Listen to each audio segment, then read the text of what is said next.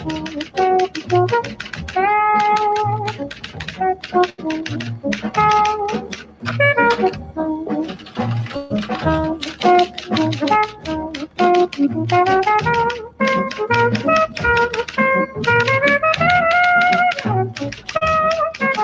cordiale buongiorno a tutte le ascoltatrici e a tutti gli ascoltatori da Giulio Cainarca. Ben trovati all'appuntamento con la rassegna stampa di martedì 30 aprile. Come al solito, prima dei quotidiani, le agenzie di stampa, l'Ansa.it apre con la cronaca nera da Manduria. Pestato a morte, 8 fermi, sono 6 i minorenni in Puglia, fanno parte della cosiddetta comitiva degli orfanelli.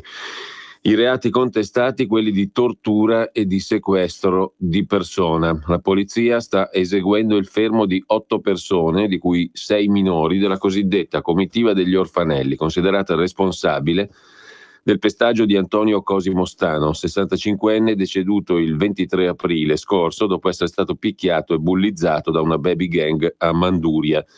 I reati che la procura contesta ai fermati sono quelli di tortura e sequestro di persone. Gli agenti di polizia della questura di Taranto, a seguito delle indagini della procura di Taranto, hanno dato esecuzione a 8 provvedimenti di fermo di indiziato di delitto nei confronti di altrettanti soggetti, 6 appunto i minori di età, ritenuti a vario titolo indiziati in concorso dei reati di tortura, danneggiamento, violazione di domicilio e sequestro di persona aggravati, così l'agenzia ANSA in apertura. Poi il secondo titolo è dedicato al Giappone, al via i riti per l'abdicazione dell'imperatore, la cerimonia finale in programma nel pomeriggio a Tokyo. L'ascensione al trono del principe invece avverrà mercoledì mattina. E poi ancora in primo piano sull'agenzia ANSA a Milano, tafferugli tra militanti di destra e la polizia, tensione al corteo in ricordo di Sergio Ramelli, un esponente di un gruppo skinhead ha perso conoscenza e si è accasciato a terra per poi riprendersi dopo essere stato rianimato. I manifestanti hanno cercato di dirigersi verso il corteo antifascista.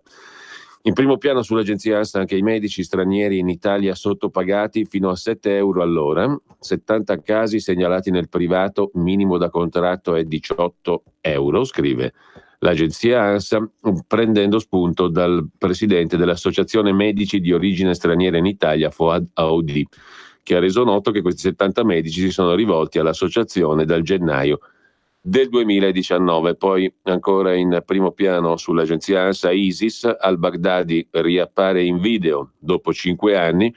Sull'ANSA il video appunto è la prima volta dal sermone della moschea di Mosul nel 2014, mentre è bufera sul TGR, telegiornale regionale della RAI, per il servizio su Predappio e Mussolini. Profonda irritazione dell'amministratore delegato di Viale Mazzini, Fabrizio Salini, che ha chiesto chiarimenti. La direzione del TGR si dissocia, attacca il PD con Anzaldi, che si pone la domanda: è apologia di fascismo? Il tutto per un servizio del TGR dell'Emilia Romagna da Predappio su Mussolini per l'anniversario della morte del Duce. Il servizio ha suscitato profonda irritazione nell'amministratore delegato della RAI Fabrizio Salini, che ha chiesto al direttore della testata giornalistica regionale Alessandro Casarini una relazione su tempi e modi di realizzazione del pezzo. Domenica alcune centinaia di persone hanno partecipato al corteo che a Predappio ha raggiunto la cripta Mussolini per rendere omaggio alla sua tomba nel giorno del 74esimo anniversario della morte. Gli attivisti hanno sfilato in silenzio, camicie scure, bandiere tricolori chiuse. La cripta è stata aperta in via straordinaria, presente anche la nipote Edda Negri Mussolini. La direzione della testata giornalistica regionale si dissocia dal servizio relativo alla commemorazione di Benito Mussolini a Predappio e ne prende le distanze. Lo spiega in una nota la RAI in merito al servizio appunto andato in onda ieri sera alle 19.30 in Emilia Romagna. I suoi contenuti non corrispondono alla linea editoriale, dice il direttore Alessandro Casarin, linea che si basa sul principio di un'informazione equilibrata, eccetera.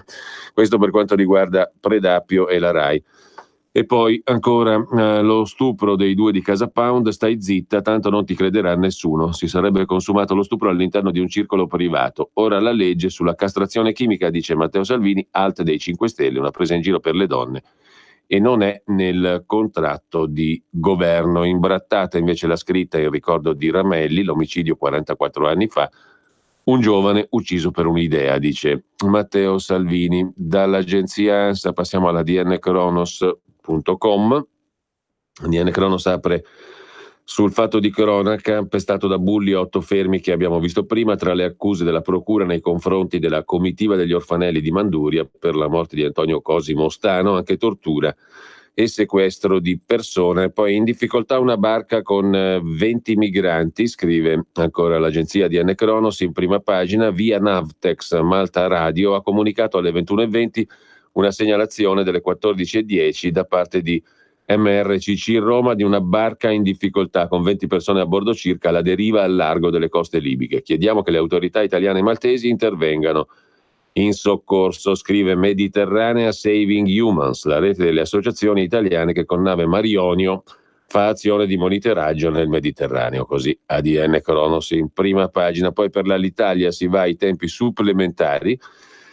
Per la partita dell'Alitalia, appunto, l'ipotesi è quella di un rinvio della scadenza di oggi per la presentazione dell'offerta vincolante per la compagnia circolata nei giorni scorsi. Ora il rinvio ai crismi dell'ufficialità. Il Consiglio di amministrazione delle Ferrovie dello Stato ha preso in esame il tema della proroga del dossier, un passaggio formale che viene sottoposto al vaglio dei commissari straordinari di Alitalia. La lettera destinata ai commissari partirà oggi. In questi giorni si è parlato di un mini rinvio fino alla metà di maggio rispetto alla deadline che scade oggi. Sarebbe comunque auspicabile non andare oltre il termine delle elezioni europee il 26 maggio prossimo. Le motivazioni che hanno indotto il gruppo delle Ferrovie dello Stato sono maturate nello scenario di questi giorni, cioè la mancanza di un tassello importante per la costituzione della nuova compagnia, la nuova società, il veicolo societario col quale dovrà decollare nuova l'Italia. Il nodo principale è quello della partecipazione di Atlantia. Nulla si sarebbe mosso rispetto alla posizione espressa dall'amministratore delegato di Atlantia, Benettoni. In sostanza, Castellucci, Atlantia ha tanti fronti aperti per aprirne uno complesso come Alitalia, nessun avanzamento nel dossier. Insomma, alla composizione della compagine azionaria manca il 40% per aggiungersi al 30% delle Ferrovie dello Stato, 15 di Delta Airlines e 15 del Ministero dell'Economia. Spiega il vice premier Di Maio, manca da assegnare l'ultima fetta della torta a un altro operatore. Staremo a vedere, mentre sempre dalla prima pagina dell'agenzia di N Cronos, stupro di Viterbo, filmati raccapriccianti, 2 esponenti di Casa Pound arrestati con l'accusa di violenza sessuale di gruppo, 36enne picchiata, presa a pugni, ridotta all'incoscienza. Ancora in primo piano sull'agenzia di N Cronos, sventato un complotto terroristico a Los Angeles, un ex militare arrestato voleva colpire Long Beach, avrebbe espresso il desiderio di vendicare gli attacchi contro i musulmani. Infine uno sguardo lo diamo anche all'agenzia AGI come al solito, agi.it, che si apre sulla questione della Lega che rilancia la castrazione chimica dopo il caso Viterbo. Per Salvini la galera non basta, ci vuole una cura. Eppure su questo tema l'ultimo scontro con i 5 Stelle è piuttosto recente. Si tratta di un vecchio cavallo di battaglia del Carroccio che in passato ha depositato più di un disegno di legge al riguardo.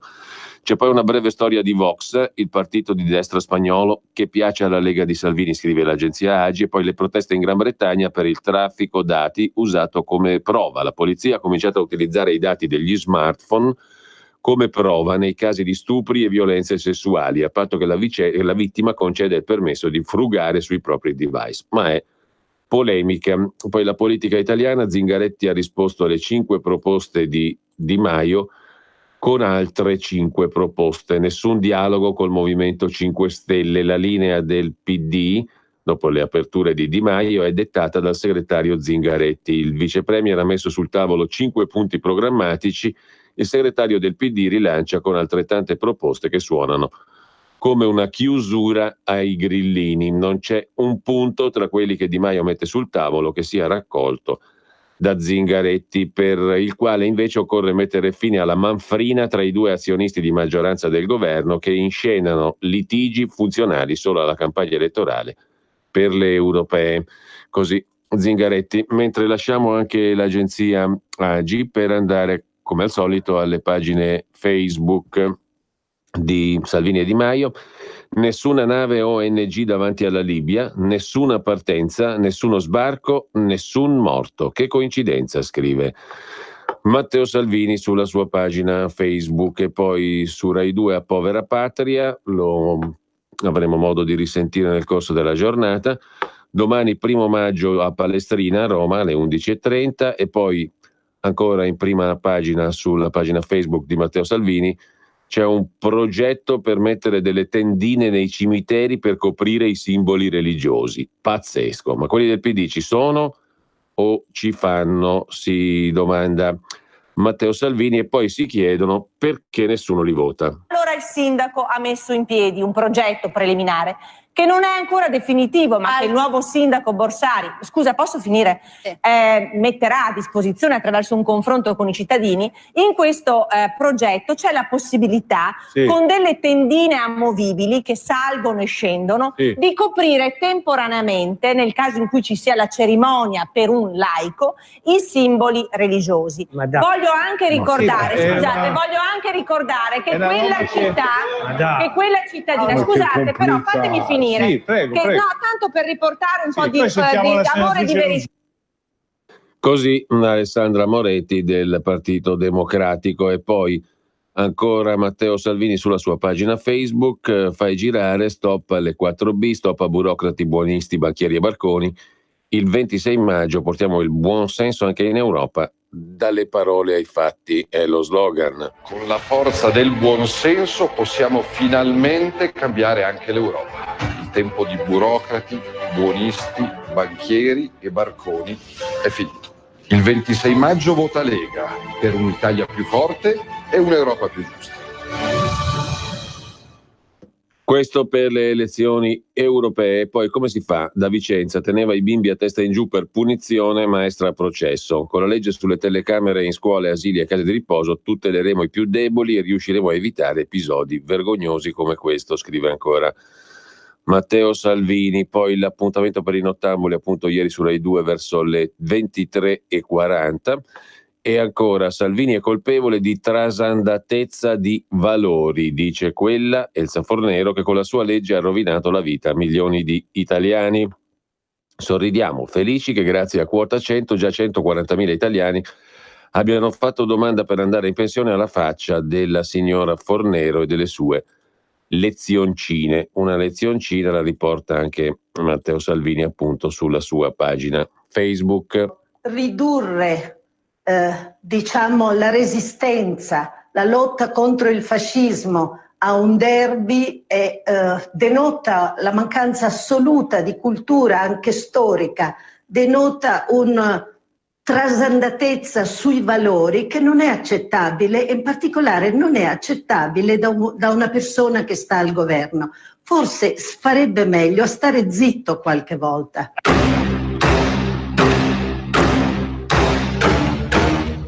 Ma ancora il coraggio di parlare, domanda invece Matteo Salvini. Poi immigrati, ecco le carte, un magistrato allertava il sindaco di Riace, Lucano.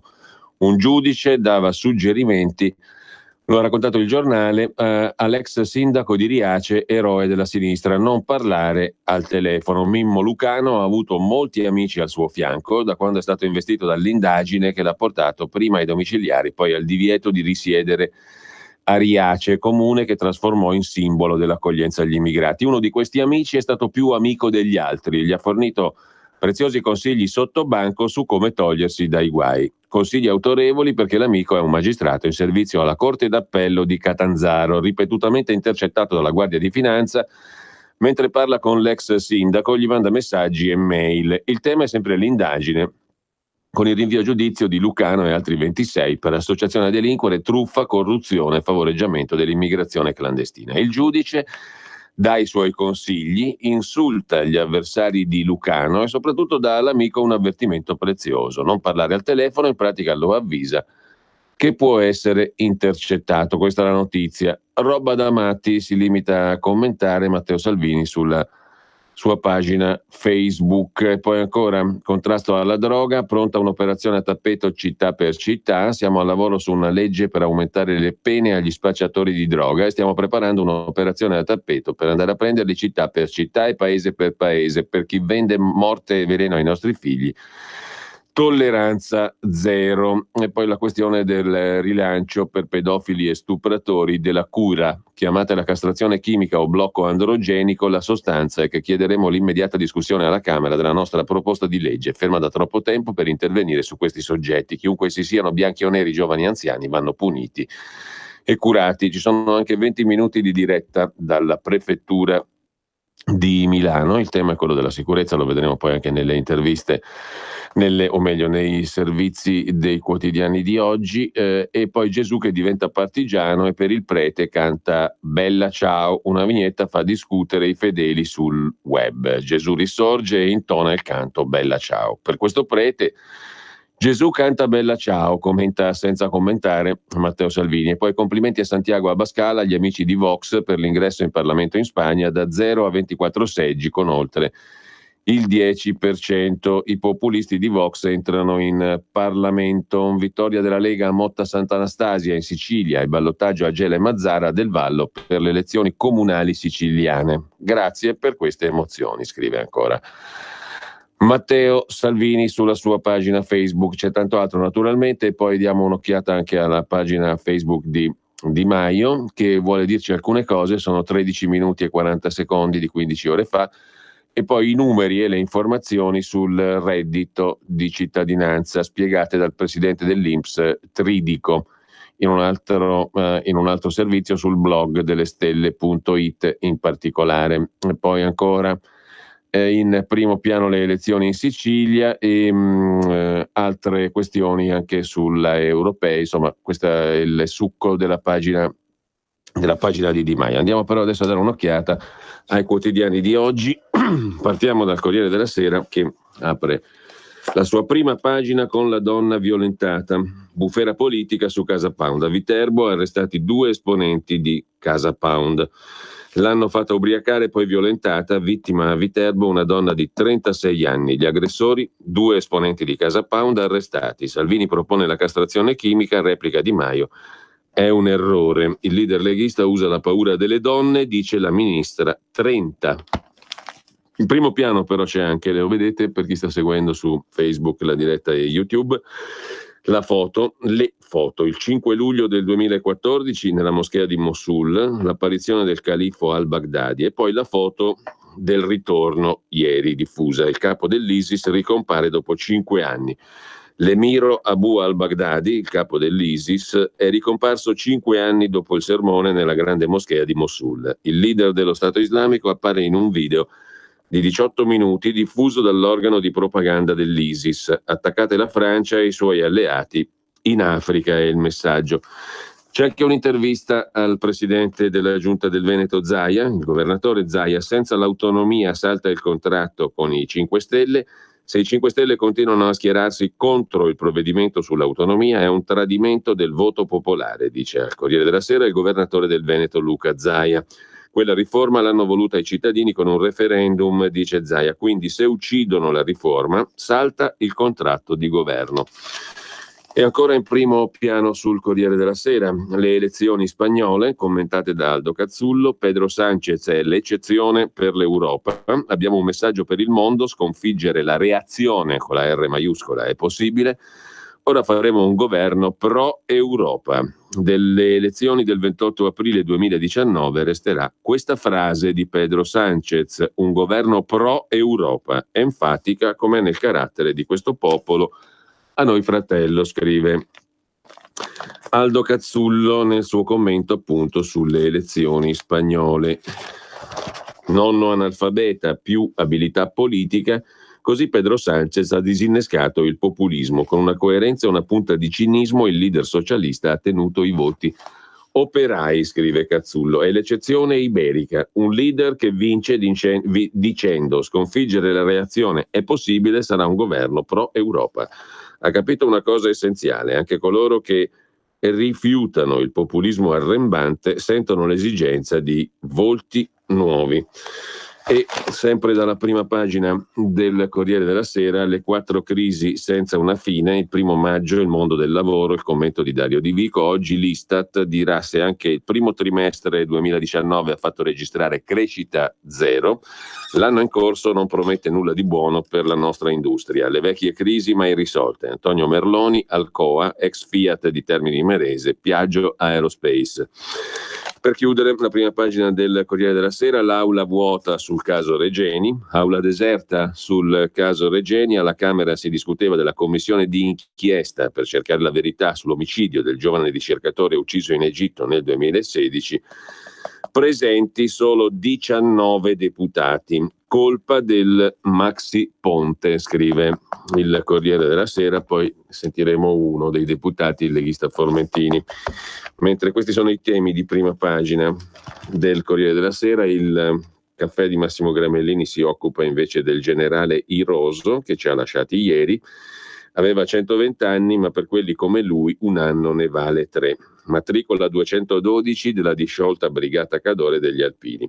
Era quasi cieco, acciaccato dal logorio di un'esistenza generosa, un alpino di antica tempra, sempre in prima fila, inerpicandosi sui sentieri di montagna, per portare a termine una missione in cui fossero richieste pazienza, disciplina e cocciutaggine. Aveva patito la pensione come un affronto, si era visto sorpassare da forze più fresche, lo avevano consolato l'affetto dei commilitoni e quello di Gigliola, la sua compagna. Il generale Iroso aveva bagnato la sua morte con 2 giorni ininterrotti di lacrime, la morte della compagna. Per consolarlo, gli amici gli avevano presentato una creatura giovane ed esotica, fin dal nome Winnie, e lui se n'era scandalosamente innamorato. Da ieri Winnie è rimasta sola, ma non da sola a rimpiangerlo. Tutti gli alpini sono in lutto, a cominciare dal presidente Zaia, che gli ha dedicato un post struggente. Il generale Iroso ha scritto: Zaia non è morto, è andato avanti. Incredibile quanto affetto e quanta gratitudine abbia seminato nella sua lunga vita tra gli esseri umani, forse perché era un mulo degli alpini, appunto, che se n'è andato ieri il generale Iroso. Questi appunto i temi di primo piano del Corriere della Sera. Vediamo la prima pagina di Repubblica. La Repubblica apre con l'articolo 1 della Costituzione della Repubblica Italiana. L'Italia è una repubblica democratica fondata sul lavoro. Il primo comma, chiamalo 1 maggio. Altro che festa del lavoro, scrive Repubblica. Un giovane su 3 non ha un posto, in 10 anni raddoppiati i sottooccupati, il 25% ha un impiego inferiore al titolo di studio. Perso in totale 1 milione di posti a tempo pieno, peggio di noi solo la Grecia, e i robot nei prossimi 20 anni copriranno il 15% della manodopera.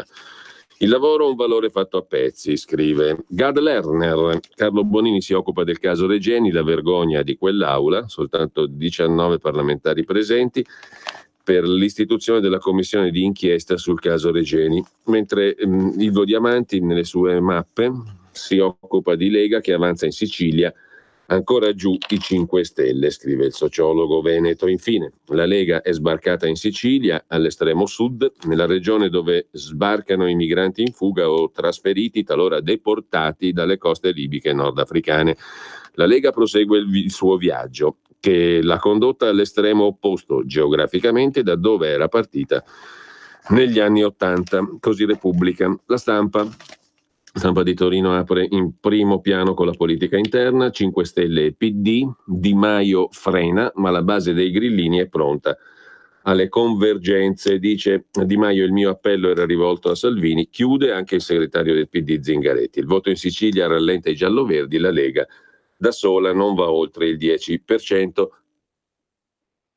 Intervistata Maria Elena Boschi, niente intese di palazzo, falliranno e toccherà ancora a noi, mentre c'è l'effetto Sanchez anche sulla Stampa in prima pagina. La sinistra europea adesso ci spera dopo il voto in Spagna. Pedro Sanchez ha vinto e tenta di stravincere. Vogliamo governare da soli, dice il leader socialista spagnolo. I segni della notte di festa evidenti, nessuno ha dormito, eppure i socialisti hanno l'energia per partire all'attacco. Se abbiamo governato con 85 deputati, figuriamoci con 123. Pedro Sanchez insegna alla sinistra italiana che deve concentrarsi sulle diseguaglianze. I migranti qui non sono un problema per la gente, dice, intervistato dal quotidiano torinese Juan Luis Febrián, giornalista e scrittore. Guardo alla sinistra europea come a quella degli anni di crescita del nazismo e del fascismo. C'è ancora il califfo al-Baghdadi in posa come Bin Laden in primo piano.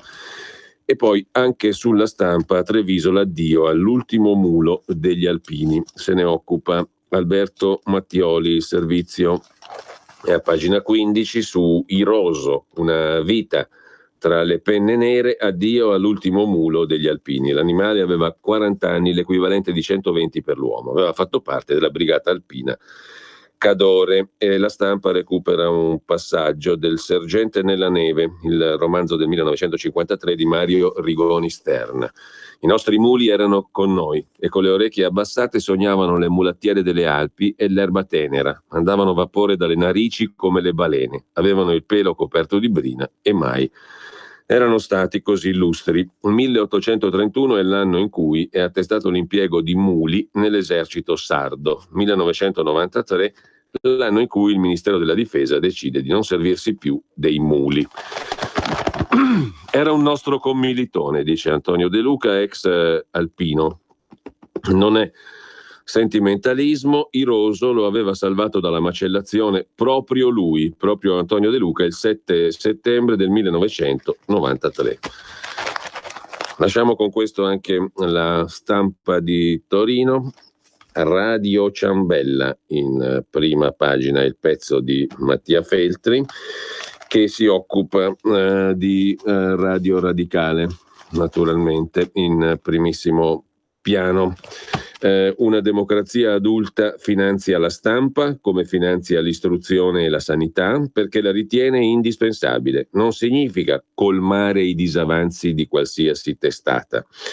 Non significa, soprattutto se non ce lo si può permettere, ma significa contribuire nel limite del possibile e del ragionevole alla sopravvivenza di un'informazione plurale. Ci sono momenti in cui questa riflessione diventa impopolare o scandalosa. La nostra democrazia vive tempi di disinteresse, fino all'antipatia per i capisaldi dello Stato liberale. Il ruolo del potere legislativo, la separazione dei poteri, la presunzione di innocenza. Figuriamoci se ci si strapperà i capelli per l'azzeramento dei fondi all'editoria.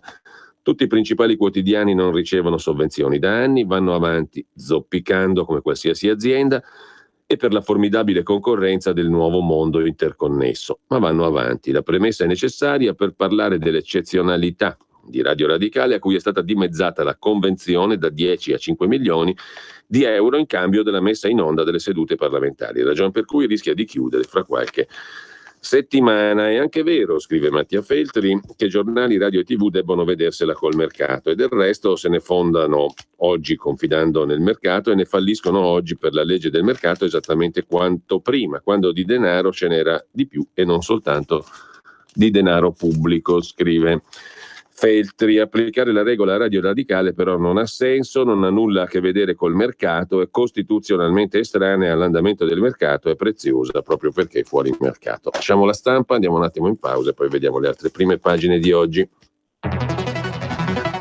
2019. Ma chi ha parlato? Sono io, la Digital Radio, quella del sistema DAB+, e sono strafelice perché dall'anno prossimo sarò ufficialmente in tutte le auto. È ora di vivere la magia della Digital Radio. Se stai pensando di comprare una nuova auto, pretendila con il sistema DAB+, il suono perfetto. Dal 2019 In tutte le auto nuove. Dibidi dobidi DAB. anche Radio Padania è in Digital Radio. Messaggio per tutti gli imprenditori, gli artigiani, i commercianti, i liberi professionisti. Hai un'attività? Dei prodotti da promuovere? Prova la pubblicità sulla nostra radio. Radio Padania ha preparato per te una grande promozione per aiutarti a sostenere la tua attività a tariffe davvero straordinarie.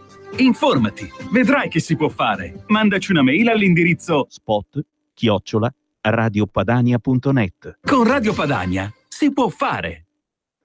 Continuiamo a vedere le prime pagine dei giornali. Intanto La Verità, che apre con un titolo riferito al Vaticano: il Papa sfratta l'Osservatore Romano, il giornale Vaticano in esilio dopo 90 anni.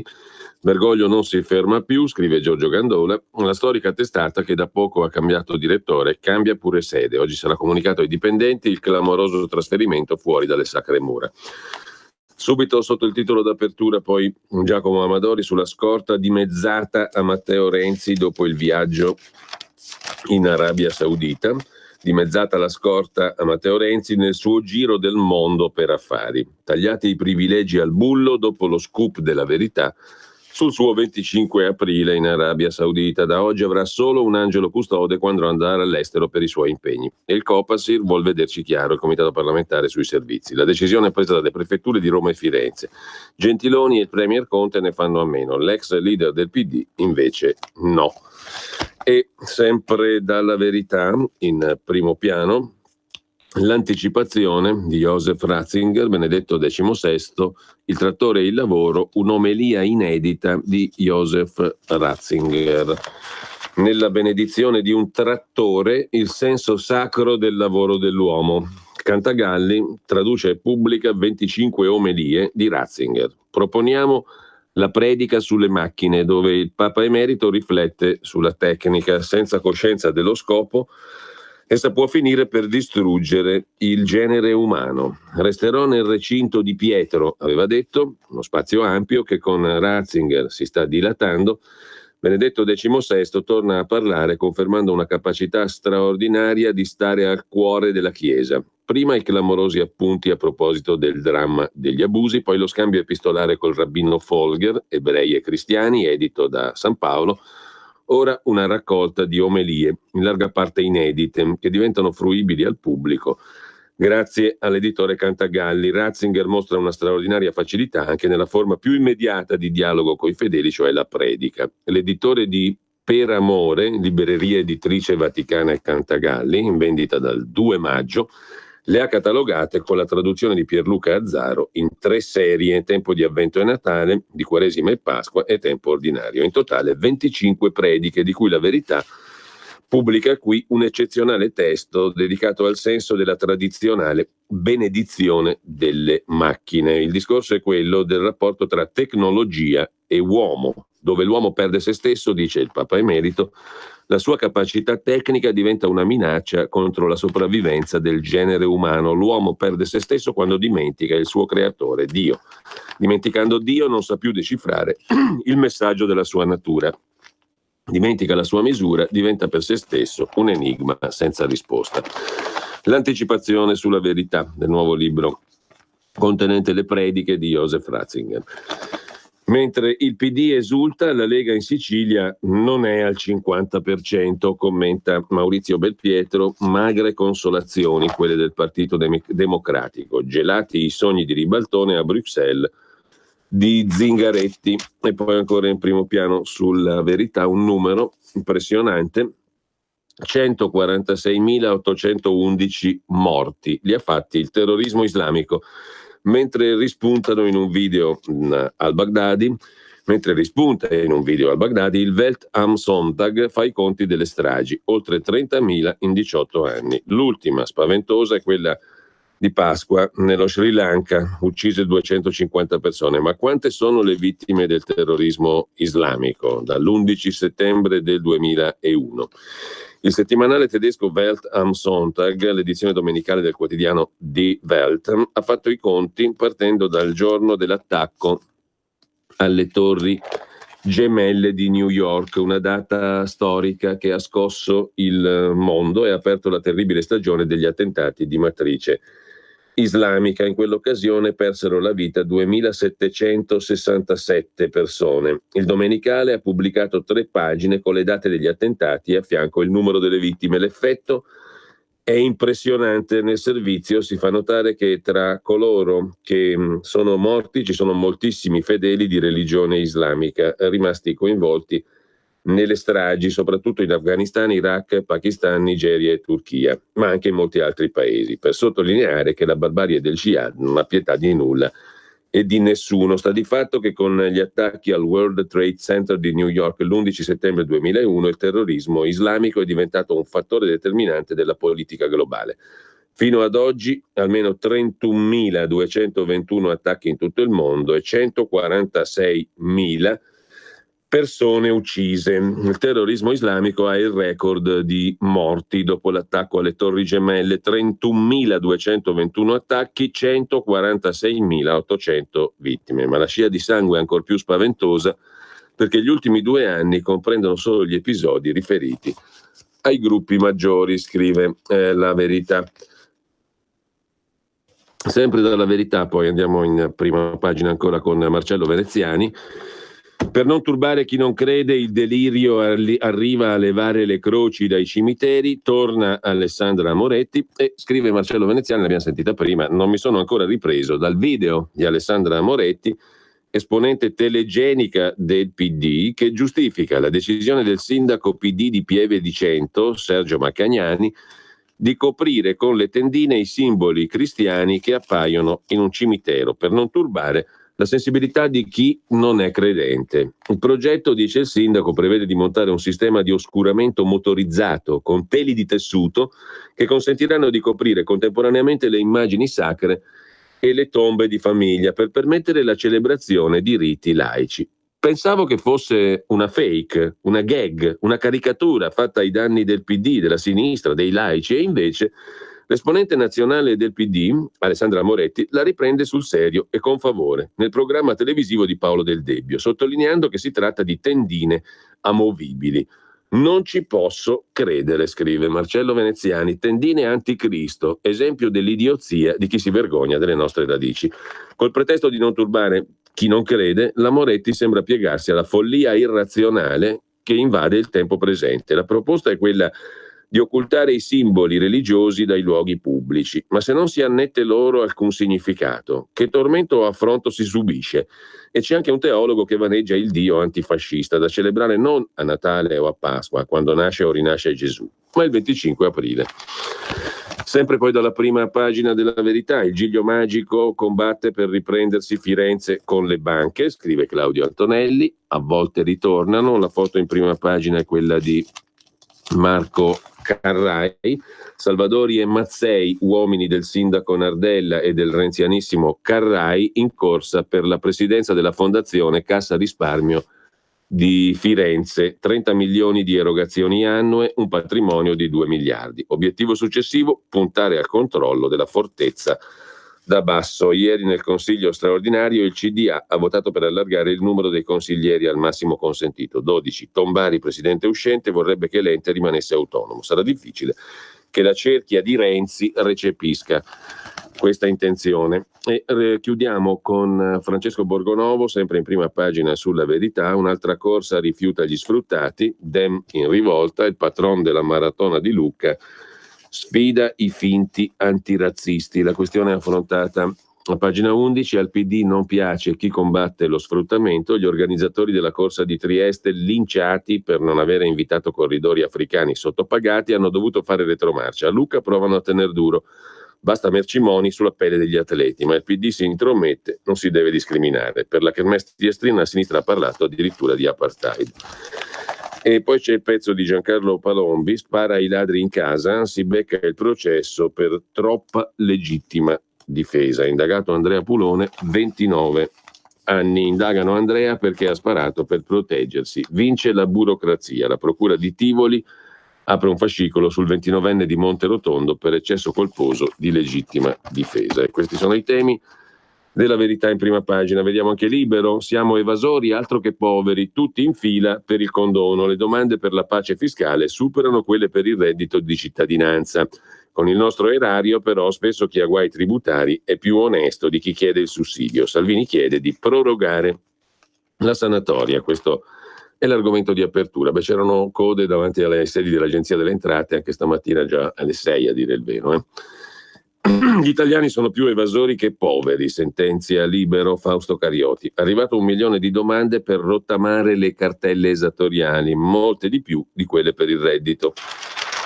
Tanto che Salvini chiede la proroga appunto della sanatoria. E poi ancora in prima pagina su Libero, si tagliano le poltrone, deputati in fuga, aula deserta quando si dibatte sulla riduzione dei seggi. Renato Farina, si vergognano anche a fargli un vero funerale all'uomo vittima dei bulli in Puglia, per cui sono scattati gli arresti stamattina il 66enne di Manduria pestato a morte dalla banda di ragazzini, Stano seppellito senza cortei e discorsi. E questa è la considerazione del paese per la vittima di una così crudele ingiustizia? E ancora in primo piano su Libero, Grillo tra quelli che credono che la terra sia piatta, un convegno a Palermo, se ne occupa Francesco Specchia. Il comico andrà a Palermo al convegno, Beppe Grillo, di quelli che credono che la terra sia piatta. Il fondatore dei 5 Stelle sarà presente al primo raduno dei complottisti. Sono cervelli che non fuggono, ha detto Grillo. Mentre l'olio d'oliva previene pure i tumori dell'intestino, scrive Melania Rizzoli, rimedio semplice e molto efficace. L'olio d'oliva previene i tumori intestinali, contiene un acido oleico in grado di spegnere le infiammazioni da cui si sviluppa il cancro. Basta un cucchiaio al giorno. A chiudere la prima pagina di Libero, poi citiamo il commento di Vittorio Feltri sulle elezioni europee che interessano gli addetti ai lavori. Un voto senza passione. Ho letto da qualche parte che il Veneto ha battuto il record del proprio PIL. Significa che l'imprenditoria dell'Est va a gonfie vele, nonostante un governo nazionale che si occupa di Siri e di Raggi, di reddito di cittadinanza e altre scemenze come la lotta alla povertà che non esiste, visto che i miserabili in realtà sono evasori che non denunciano il loro lavoro in nero. Tanto è vero che 1 milione di cittadini ha chiesto la rottamazione di cartelle esattoriali, ovvero il condono, per chiudere qualsiasi contenzioso col fisco, le cui regole non ha osservato. Se la piaga sociale fosse costituita da milioni di poveri, ogni tanto qualcuno creperebbe di inedia, cosa che non si segnala mai. Riflessione: se il Veneto galoppa quando altre regioni annaspano, ci sarà un motivo. Azzardiamo un'ipotesi: forse la gente di Treviso e Padova, eccetera, sgobba di brutto ed è bene amministrata da Zaia, ottimo governatore insediato a Venezia. Viceversa, quella residente in zone zuppe di lacrime tira a campare senza impegnarsi troppo.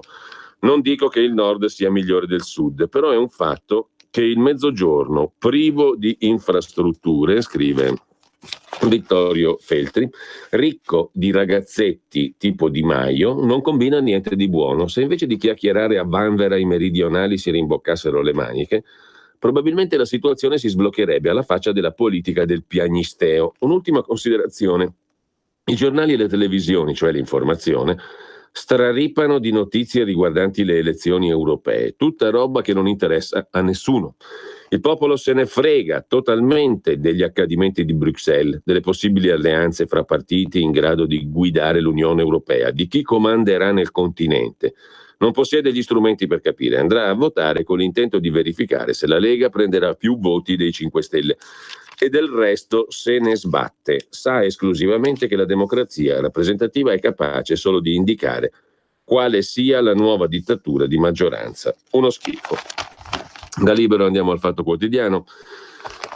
Sopra la testata la frase del giorno: a TGR Emilia Romagna, servizio encomiastico sulle celebrazioni per Benito Mussolini a Predappio. L'amministratore delegato Salini si dissocia e cacciare il direttore della testata giornalistica regionale, Casarin, chiede il Fatto Quotidiano. Mentre parla Tria, il ministro dell'economia al Fatto Quotidiano: tagli o sale l'IVA? Draghi in Italia può fare grandi cose. Non mi piace quando mi attaccano, ma ormai non ci faccio più caso.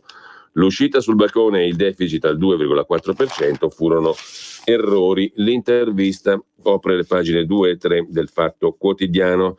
Le liti sono solo una facciata, o sale l'IVA o scatteranno i tagli. Il ministro del Tesoro dice che l'errore più grande è stato cedere sul deficit. L'esultanza per il 2,4% mi ha angosciato. Siri non si deve dimettere soltanto perché è indagato. A volte i vice premier mi attaccano, forse per avere consenso, ma non ci faccio più caso. Mai pensato di dimettermi. Mario Draghi ha salvato l'Europa. Non ce lo vedo a fare il pensionato dopo la BCE. Se lo vorrà, potrà aiutare molto l'Italia, dice Tria. Devo il posto a Paolo Savona, è lui che mi ha contattato, ma il veto su di lui è stato un equivoco. Le sue idee sull'Europa sono anche le mie. Il mio rapporto privato con Salvini e Di Maio è buono, anche se da dichiarazioni pubbliche a volte sembra teso. Niente drammi sull'IVA. Il bilancio dello Stato è di circa 800 miliardi di euro, la politica decida come usarli, ovvero l'aumento non si evita col deficit. Giovanni Tria racconta il suo primo anno al Ministero dell'Economia. Mi sento un professore di economia, non un tecnico. Chi fa parte di un governo è un politico, il ministro tecnico non esiste. Paolo Savona mi chiamò per l'incarico, ero all'università, mi telefonò, mi chiese un incontro, ho conosciuto il premier Conte e i vice Di Maio e Salvini il giorno prima del giuramento al Quirinale. C'è stima tra di noi con Savona, siamo amici, ci sentiamo spesso, entrambi abbiamo criticato le politiche di austerità dell'Europa. Si era creata una discussione intorno a Savona, ministro dell'economia, contrario all'euro, ma era una discussione fuorviante. Savona contesta l'architettura dell'euro, auspica una funzione più ampia della Banca Centrale Europea. Sono temi che condivido. Se continua così può tornare a casa. Più coraggio o faccia il panettiere? Sono alcune frasi di Di Maio e di Salvini su il ministro Tria. Quando legge simili attestati di stima, come reagisce? Chiede Carlo Tecce sul Fatto Quotidiano. Non mi fa piacere, risponde Tria. All'inizio telefonavo per capire, ogni volta mi smentivano di avere espresso quegli apprezzamenti, poi ho smesso, non ci faccio caso. Dichiarazioni pubbliche, forse pensano di incentivare il consenso politico. L'importante è che in privato si vada più d'accordo e ci sia molta più armonia. Un dubbio mi è rimasto: perché panettiere? Forse Salvini, che ha detto quella frase, ha letto Adam Smith, che dice: non è dalla benevolenza del macellaio, del birraio o del fornaio che aspettiamo il nostro pranzo. Dimissioni minacciate mai, le dimissioni si danno e non si minacciano. Questo giochino politico-giornalistico fa danni all'Italia, non ho niente da perdere, stavo per andare in pensione, resto finché sono utile. Spesso la notte non dormo perché il peso del mio ruolo è enorme, condiziona milioni di persone, ma sono fedele al giuramento sulla Costituzione. Mi ha convocato la politica. Il premier Conte ha in tasca un santino di Padre Pio. Tria ha una foto di Mario Draghi, chiede ancora il Fatto Quotidiano. Non porto con me immagini di santi, laici o cattolici, ma Draghi è un ottimo presidente della Banca Centrale Europea. Va annoverato tra i protettori dell'Europa. Con la frase "faremo tutto il necessario per la moneta unica" ha salvato l'Europa e ha aiutato molto l'Italia. Si può dare un grande contributo se ne ha voglia Mario Draghi. Non farà il pensionato, suppongo. Ha di fronte tante carriere, vedremo se sceglie di impegnarsi in Italia. L'errore più grosso in Consiglio dei Ministri, quando si è deciso il deficit in manovra, potevo resistere di più e convincere i colleghi. I 5 Stelle con Di Maio hanno celebrato dal balcone di Palazzo Chigi il temporaneo 2,4% di deficit. Io ero lì, non molto lontano, ma molto preoccupato, scrive. Dice anzi il ministro Tria. Non mi aspettavo l'uscita sul balcone. Rispetto a una severa reazione dei mercati finanziari, mi ha angosciato di più l'esultanza che il deficit al 2,4%. Il deficit va fatto, ma non è un fine, è un mezzo per raggiungere un fine. E poi ancora procede la chiacchierata. Col programma di governo è stato adottato e sono qui per realizzarlo, ma il programma va adeguato al mondo, alla realtà che cambia. Il mio dovere è costruire strade sicure, avvisare se una valanga ha interrotto il percorso, in quel caso bisogna aggirarla. A volte la politica invece ha l'istinto di sbattere contro la valanga. Ci vuole razionalità, il nostro paese ha un'economia di base forte, il bilancio dello Stato è 800 miliardi di euro, la politica deve decidere come usarle, ridurre le tasse, tagliare la spesa, ritoccare l'IVA, qualcosa va fatto. Non è possibile abbassare le tasse, far crescere la spesa e tenere l'IVA ferma. In passato l'hanno fatto e adesso ne facciamo i conti. Il problema non sono i burocrati di Bruxelles, ma il mercato che possiede il nostro debito. Per quanto riguarda poi ancora la questione del figlio, il figlio di Tria in barca a vela è intervenuto in un salvataggio a supporto di una nave di una ONG nel mare Mediterraneo. Se mio figlio andasse sui barconi gli tirerei le orecchie. Ha seguito il consiglio di Salvini? No. Io ammiro mio figlio, rispetto le sue idee, tutte, soprattutto quelle distanti dalle mie. Ha 2 lauree, è adulto e non va in giro con leggerezza. In ogni caso, non è un volontario di una ONG. Per quanto riguarda poi il governo, che ha lasciato più di una notte in mare a pochi chilometri dalle coste centinaia di migranti, era necessario? Ci vuole coraggio, risponde Tria. Io non so se l'avrei fatto, però l'Italia ha interrotto l'ecatombe nel Mediterraneo, anche se chiudere i porti non risolve il fenomeno dell'emigrazione. Non sono un credente, ma le uniche parole sensate le ha pronunciate Papa Francesco. In Libia corridoi umanitari. Pure in questa circostanza l'Europa si è dimostrata assente. Tessere di partito? Mai. Da giovane ero maoista, di estrema sinistra, ricorda Tria, e poi di idee liberali. Con Renato Brunetta abbiamo scritto tanti articoli. Renato è molto bravo nelle presentazioni, in conferenza stampa mi batte 10-0. Così il ministro Tria, che non è che dica granché al Fatto Quotidiano, mentre sempre dal Fatto Quotidiano Siri ha l'intercettazione ma se la tiene, e oggi Conte parla con Salvini. Melina, scrive il Fatto Quotidiano, accusa di tangenti e conflitto di interessi. La melina dei 5 Stelle su Siri, è meglio farlo rosolare. Confronto saltato, ieri il Premier avrebbe dovuto incontrare il leghista indagato e minacciare la revoca dell'incarico. Slitta tutto in settimana. E scrive ancora il Fatto Quotidiano, l'intercettazione è in mano al sottosegretario indagato. Incontro in procura tra i legali degli accusati e i pubblici ministeri, massima riservatezza sulla conversazione in cui si parla dei 30.000 euro. E poi ancora in prima pagina sul Fatto Quotidiano, la Camera riduce gli onorevoli ma senza onorevoli, 15 presenti, aula deserta per la discussione sulla riduzione del numero dei parlamentari. Col ponte del 1° maggio sono in pochi ad assistere al dibattito su una riforma costituzionale giudicata importante dai partiti della maggioranza. Poi ancora dalla prima pagina del Fatto Quotidiano, ancora candidato Ciriaco De Mita. Dovevo morire a 87 anni, ma il nuovo si schianta. Volevo morire a 87 anni, dice il 91enne De Mita, ma adesso temo il tiranno.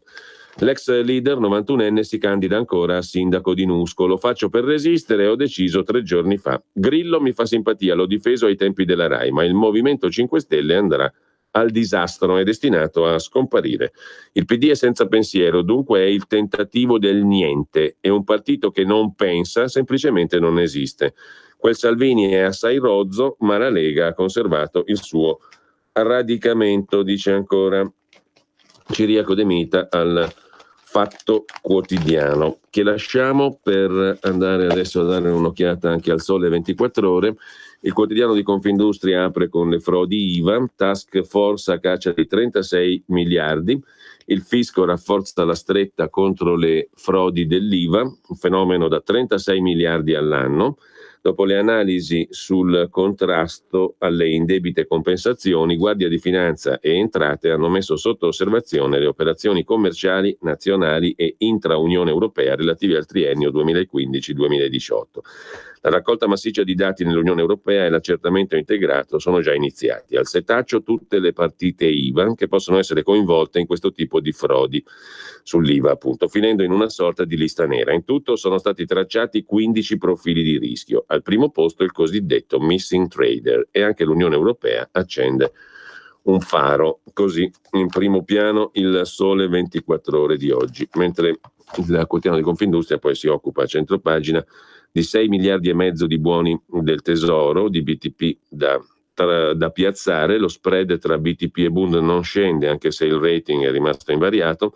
Nonostante le borse al rialzo, continua la grande fuga dai fondi investiti in azioni. E poi, a proposito di macchine, di meccanica, Parigi sfida Bologna sulle macchine agricole. SIMA, la fiera francese di macchine agricole, sfida l'EIMA di Bologna. I francesi hanno spostato a novembre le date di svolgimento della rassegna parigina, sovrapponendole a quelle della manifestazione italiana. Le imprese che fanno capo a Feder Unacoma, le macchine appunto agricole, hanno chiesto l'intervento del governo. C'è anche spazio per l'agroindustria in prima pagina sul Sole 24 Ore. Per quanto riguarda gli allevamenti di suini, chiusi negli ultimi 5 anni 4 allevamenti al giorno. Tra le cause della crisi, costi di produzione alti, import e consumi in calo. La produzione riguarda soprattutto la pianura padana, mentre Foggia mette in trappola i pesticidi. Dalla prossima campagna di coltivazione del pomodoro da industria, la società Princes impiegherà una particolare tecnica per ridurre quasi a zero la presenza di residui di fitofarmaci. Così Sole 24 Ore. Vediamo però anche Italia Oggi. Risparmiometro per le società è il titolo d'apertura. Dopo la sperimentazione dell'incrocio dei dati finanziari e reddituali per le persone fisiche, le entrate ampliano il campo delle liste selettive alle partite IVA. Risparmiometro anche per le società. Dopo la sperimentazione dell'incrocio dei dati finanziari e reddituali per le persone fisiche per l'anno di imposta 2013, L'Agenzia delle Entrate amplia il campo delle liste selettive anti-evasione e guarda anche alle società. Le indicazioni arrivano dal provvedimento sull'analisi del rischio di evasione, su cui il garante privacy ha dato il proprio via libera. Le elezioni siciliane in primo piano su Italia Oggi. Per capire come sono andate bisognerà aspettare i ballottaggi. E poi il corsivo diritto e rovescio. Il presidente del Consiglio Giuseppe Conte, scrive Italia Oggi, è bravissimo a girare le frittate, bisogna riconoscerlo. Se non avesse questa abilità sarebbe tornato da tempo ai suoi amati studi giuridici.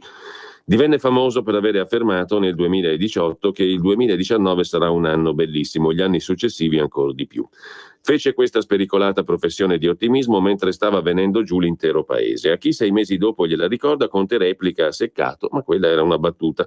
Ma perché se era una battuta non lo chiarì subito, mentre tutti i media la presentavano come vera? Sabato scorso i titoli a tutta pagina dei giornali dicevano che Conte affermava di Siri, lo scollerò dalla sedia. Perbacco, Conte è diventato un energumeno, poi però nel testo, che è letto da pochissimi, anche perché è stampato coi caratteri di un contratto assicurativo, Conte precisava: se questa fosse la mia determinazione, di lui Marcello Marchesi avrebbe detto mi spezzo ma non mi spiego, oppure è il premier del penultimatum, così su Italia Oggi. Pausa e poi andiamo a vedere anche il giornale, il quotidiano Avvenire e il Foglio per concludere le prime pagine. Wow, che bella casa! Finalmente mi hai invitato! Chi ha parlato? Sono la Digital Radio, quella del sistema DAB+. E che ci fai qui? Non abiti nella mia auto. Ma io sono ovunque, anche in casa. Basta avere l'apparecchio giusto, con tanti contenuti extra e con il suono perfetto. Vivi anche in casa tutta la magia della Digital Radio. E ricorda, dal 2019 il sistema DAB+ è in tutte le auto nuove. Dibidi dobidi DAB. Anche Radio Padania è in Digital Radio. Messaggio per tutti gli imprenditori, gli artigiani, i commercianti, i liberi professionisti. Hai un'attività? Dei prodotti da promuovere? Prova la pubblicità sulla nostra radio. Radio Padania ha preparato per te una grande promozione per aiutarti a sostenere la tua attività a tariffe davvero straordinarie. Informati, vedrai che si può fare. Mandaci una mail all'indirizzo spot@radiopadania.net. Con Radio Padania si può fare. Vuoi trovare nylon, Delrin, PVC, plexiglass, gomma, Vulcolan, neoprene, silicone? Prova la Sargom. Se non lo trovi alla Sargom, dove lo trovi? Sargom, dal 1968 a Brescia. Articoli gomma plastica tecnico-industriali. Sargom, dal 2008 a Rodengo Saiano, Brescia. Punto di riferimento articoli gomma plastica tecnico-industriali. Sargom, via Gaetano Bertoli 15, Rodengo Saiano, Brescia. Telefono 030 31 77 41. Grazie Brescia, da Sargom. Sono Giovanna. Mondoflex. Aprile, dolce dormire, diceva un vecchio proverbio. E a farvi dormir bene ci pensa la Mondoflex. Abbiamo una promozione straordinaria. Con l'acquisto di un materasso in memory, in regalo una bellissima rete ad hoc in faggio. Venite a trovarci, vi aspetto. A Treviolo e a Melzo, il sabato orario continuato. Mondoflex reti e materassi. A Treviolo, Melzo, Monza, Erba, Crema, Castelmella Brescia e Desenzano del Garda. Per la tua pubblicità su Radio Padania Libera, scrivi a spot@radiopadania.net. Ed ora che tempo farà? Le previsioni meteo. A tutti buongiorno dal centro geofisico prealpino di Campo dei Fiori. Generalmente ben soleggiato oggi su tutta la regione. Nel pomeriggio passaggi nuvolosi ma comunque asciutto. Temperature in aumento. Domani sereno, isolati cumuli sui monti nelle ore più calde, molto mite. Giovedì ancora soleggiato al mattino, poi aumento della copertura nuvolosa.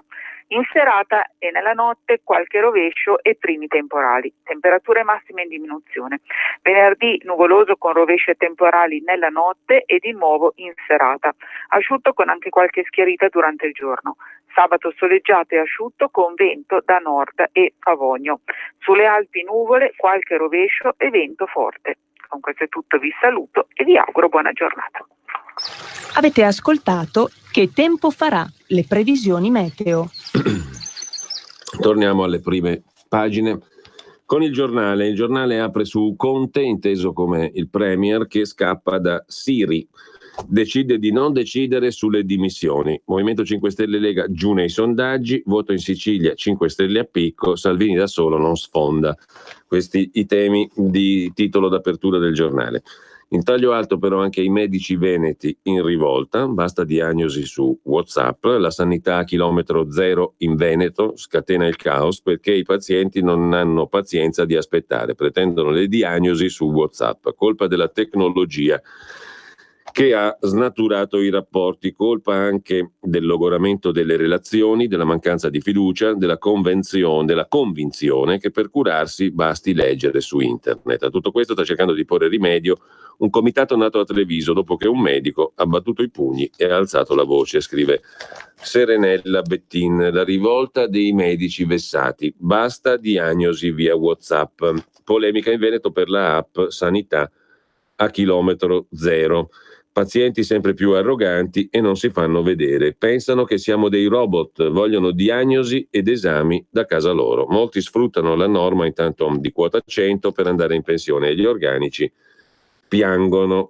Se la regione promuove le ricette su WhatsApp e i medici fanno robot, siamo messi male. Altro che quota 100, la sanità è tutta quota e chilometri zero.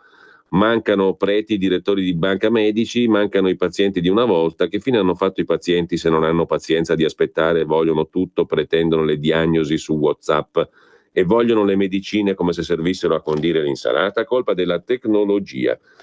Così il giornale in prima pagina, mentre sulle cartelle prorogate Equitalia va in tilt, la rottamazione terra, se ne occupa Felice Manti, il fisco è andato in tilt, ci sarà più tempo per rottamare le cartelle, troppa burocrazia, prorogata la pace con l'agenzia per più di 1 milione di italiani.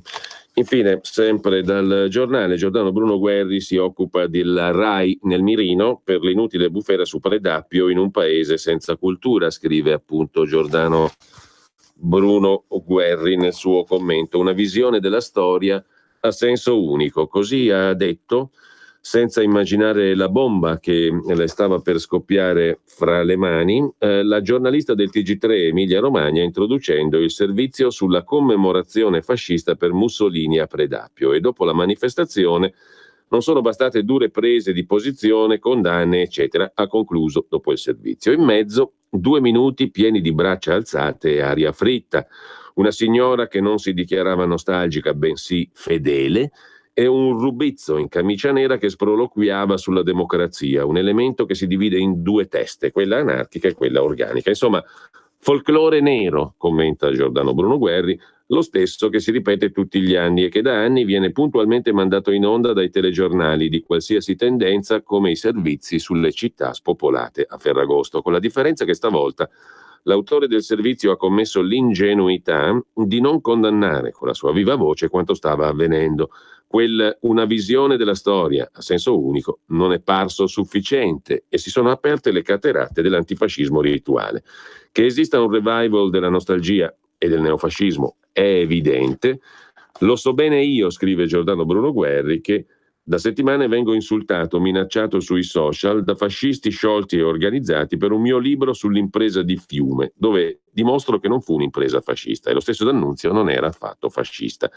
È che senza il Vate il fascismo appare a lor signori meno bello. Si risentono manifestando il risentimento a modo loro, voce grossa, randello in mano, anche se è solo una tastiera. Non fanno paura, come non devono fare paura i 300, né giovani né forti, che si sono dati appuntamento a Predappio per un loro rito funerario in cui celebravano senza rendersene conto la morte del loro credo. Quel fascismo è morto e non ha possibilità di risorgere. C'è da preoccuparsi invece dell'imbarbarimento verso la crudeltà che investe la nostra società, a cui assistiamo ogni giorno. L'elenco è lungo, basta citare l'episodio di Manduria con la Baby Gang, giovani delinquenti in gruppo che hanno torturato giorno dopo giorno un pover'uomo lasciandolo morire legato a una sedia e filmandolo per divertimento, o di quel giovanissimo membro di Casa Pound che mentre pubblicava slogan in difesa delle donne ne ha stuprata una camerata dopo averla ubriacata e picchiata, filmando il tutto. Il vero pericolo è in questa mancanza di cultura, di pietas, di pietà, di senso del dolore altrui e del pudore della propria rozza ferocia. Così Giordano Bruno Guerri. Dal Giornale poi c'è una curiosità in pagina di cronaca lombarda: Salvini prenota alla piazza a Pavia e al sindaco non va giù, no alla piazza per la Lega. A Pavia lite tra sindaco e ministro Salvini, partito pronto ma De Paoli contesta la scelta del centro, finora non utilizzato. Centinaio risponde: no, siete voi gli incapaci. Andiamo a dare un'occhiata anche ad Avvenire. Adesso il quotidiano cattolico apre con le denunce di Acri e Caritas sulla solidarietà che non accetta ricatti. Dopo la stretta del governo e le denunce di Avvenire, la risposta del terzo settore, non solo terzo settore ed economia civile, sotto attacco da tempo da parte della maggioranza di governo i valori della solidarietà e sussidiarietà.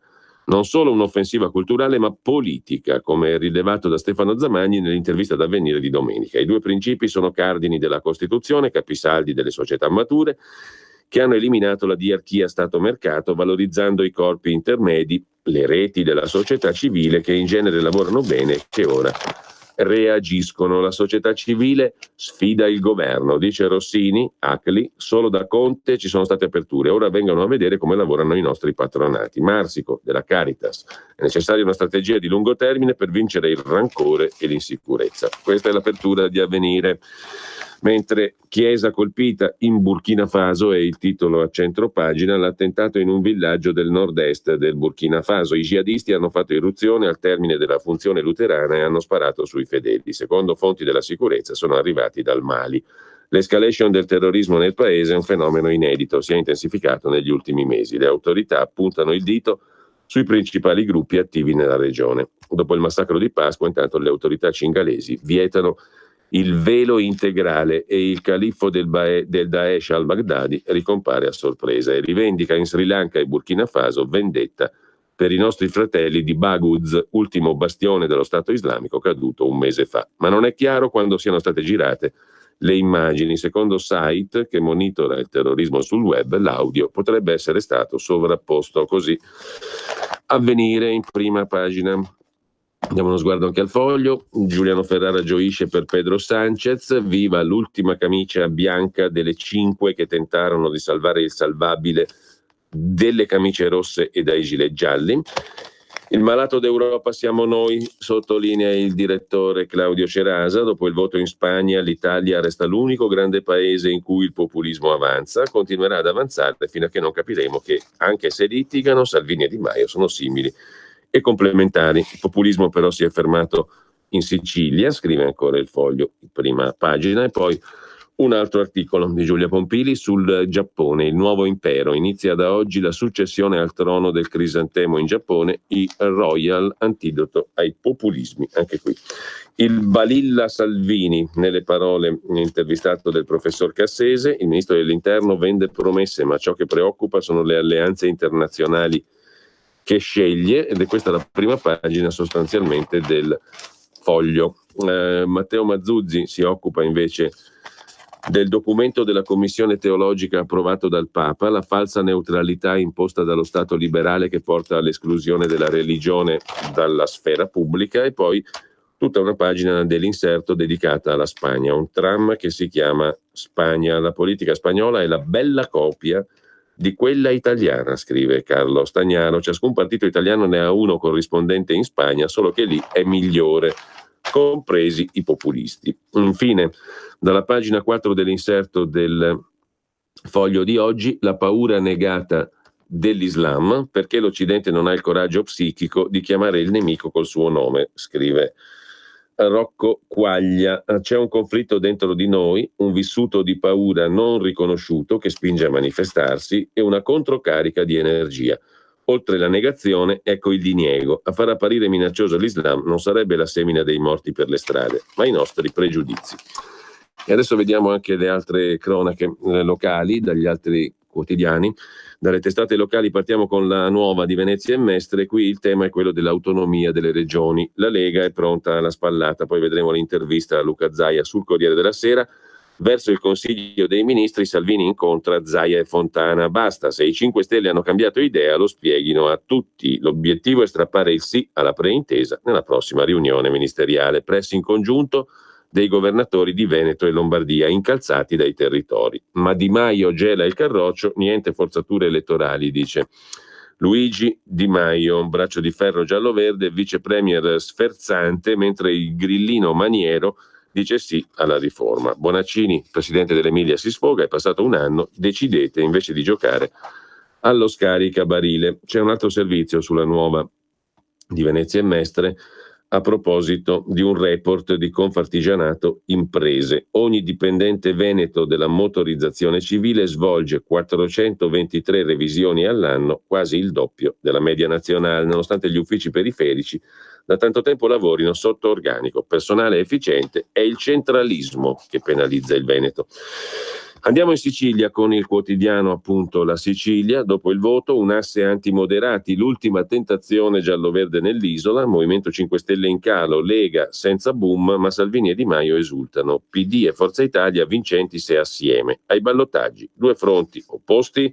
Il segretario regionale del PD, Faraone, esulta. Abbiamo parlato alla gente, noi e Forza Italia, logiche locali, non c'è nessun laboratorio. Sul tema c'è anche un'intervista al leghista Stefano Candiani, il senatore Candiani: per i ballottaggi noi aperti al cambiamento, a Caltanissetta coi grillini, se ci cercano ne parliamo, dice il commissario della Lega in Sicilia. Fra 15 giorni l'occasione per una spallata a Micciche e al Partito Democratico. E poi c'è Motta Sant'Anastasia, il pioniere del carroccio al sud, dice Salvini. Non ha pregiudizi, ha commentato Salvini: se penso che a Motta abbiamo superato il 25% e a Milano siamo a metà, mi dovrei trasferire qui. Benvenuti nella Pontida di Sicilia. Motta Sant'Anastasia.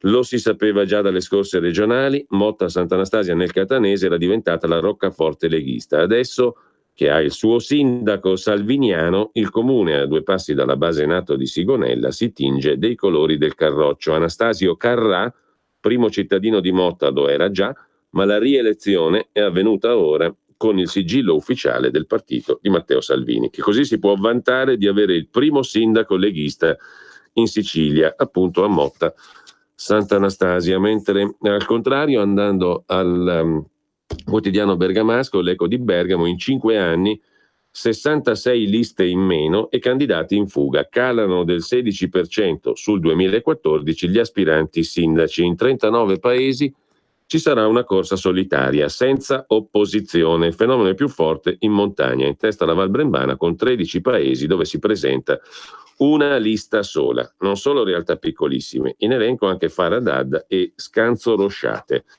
Qui nessuno si presenta, si è persa la passione. 70 anni fa marciavamo uniti contro la fusione con Azzone a Colere, oggi nessuno si fa avanti. È un effetto dello spopolamento dei paesi di montagna. Insomma, alla fine in 5 anni 66 liste in meno, candidati in fuga. Così scrive l'Eco di Bergamo. Mentre torniamo a Milano con Il Giorno, telecamere per tutelare i docenti, è la proposta di Matteo Salvini. Installare telecamere nelle scuole superiori e non soltanto negli asili. Ragioniamo sulla possibilità di usare la videosorveglianza in scuole di grado superiore per proteggere i professori da studenti e genitori violenti. Così Matteo Salvini. Mentre, sempre rimanendo in ambito Lega, andiamo dal Corriere del Trentino a un'altra questione: nidi gratis e bonus per giovani coppie, il bilancio dei primi 6 mesi di amministrazione Fugatti. Lega, sicurezza, trasporti, immigrati, gli impegni rispettati. Sulla questione delle priorità contrasteremo il crollo della natalità, dice la giunta leghista. Mentre, sempre rimanendo in tema Lega e dintorni, dal Corriere del Veneto, pochi soldi alle associazioni che accolgono gli immigrati. Per il decreto Salvini a Treviso i migranti tornano nelle caserme, minimizzano i sindaci leghisti. Allarme dei sindacati sull'occupazione, 100 esuberi nelle cooperative. Il decreto sicurezza tocca l'antiterrorismo ma anche l'immigrazione, giro di vite sui reati che fanno decadere l'asilo politico, l'abolizione della protezione umanitaria, raddoppio dei tempi nei centri per il rimpatrio e negli SPRAR. Ora ci stanno soltanto i minori negli SPRAR. L'effetto è quello di un boomerang, scrive il Corriere del Veneto. Il decreto Salvini finirà per riempire le caserme che ospitano richiedenti asilo. Dopo la rinuncia ai bandi per l'accoglienza da parte della Caritas trevigiana, in questo caso, e delle cooperative, dovuta al taglio fondi e alla mannaia sui servizi del decreto sicurezza, e il risultato è questo. Il prefetto di Treviso, Maria Rosaria Laganà, ha comunicato ieri che un centinaio di profughi saranno ricollocati alla Serena nel capoluogo e alla Zanusso di Oderzo, quelle che il ministro dell'Interno Salvini voleva chiudere, con tanto di annuncio tra gli applausi durante la festa della Lega poche settimane fa. Le due caserme stavano rientrando in numeri gestibili grazie alla riduzione degli sbarchi e all'ospitalità diffusa. Nel boom dell'emergenza immigrazione, la Serena aveva toccato 800 profughi, la Zanussi 600, oggi 270 e 220. La Ganà ha illustrato ai sindacati un piano per ricollocare a breve 200 persone, un centinaio nelle caserme, un centinaio in altri piccoli centri, scrive il Corriere del Veneto. E intanto da Oderzo interviene una sindaca leghista, Maria Scardellato. Se saranno trasferiti qui i profughi già accolti dalla Caritas a Piavon, per noi cambia poco, basta che non siano nuovi arrivi e che questo non ritardi la chiusura della Zanusso. Lasciamo però il Corriere del Veneto con uno sguardo invece alla questione di Bergamo, il confronto tra i programmi di Stucchi e Gori, Smart City mondiale, Vinitaly dei formaggi nei piani di Stucchi, controllo del traffico intelligente, per Gori piazze di qualità in ogni quartiere, palestra a Santa Lucia, un nuovo spazio pubblico a Campagnola. Una città tra le più smart del mondo, ma anche che ospiti il Vinitaly del formaggio. Sono gli estremi tra cui oscilla il programma del candidato sindaco leghista Giacomo Stucchi, che ieri alla presentazione della lista della Lega ha anticipato una delle nuove iniziative. Un progetto per far diventare Bergamo tra le 7 città più smart del mondo, fra quelle delle sue dimensioni. Qualche esempio: si andrà da un nuovo tipo di illuminazione urbana alla connessione con più punti rispetto a quelli attuali, fino a un sistema del controllo del traffico più intelligente che regola non solo la velocità dei veicoli, ma anche il loro rumore. La proposta fa parte dell'elenco delle aggiunte al programma che saranno annunciate nel corso della settimana. Per quanto riguarda Gori, invece, una piazza in ogni quartiere per rinsaldare le relazioni tra le persone. Il sindaco Gori presenta un altro pezzo del programma elettorale. In questi 5 anni sono state rinnovate 7 piazze, dice Gori. Andiamo invece alla provincia pavese, anzi la provincia di Cremona, chiedo scusa. Qui ha avuto spazio il ministro Centinaio, il ministro delle politiche agricole, all'Istituto Spallanzani di Rivolta d'Adda. La ricerca è necessaria, ma servono fondi e sgravi fiscali per chi ci investe.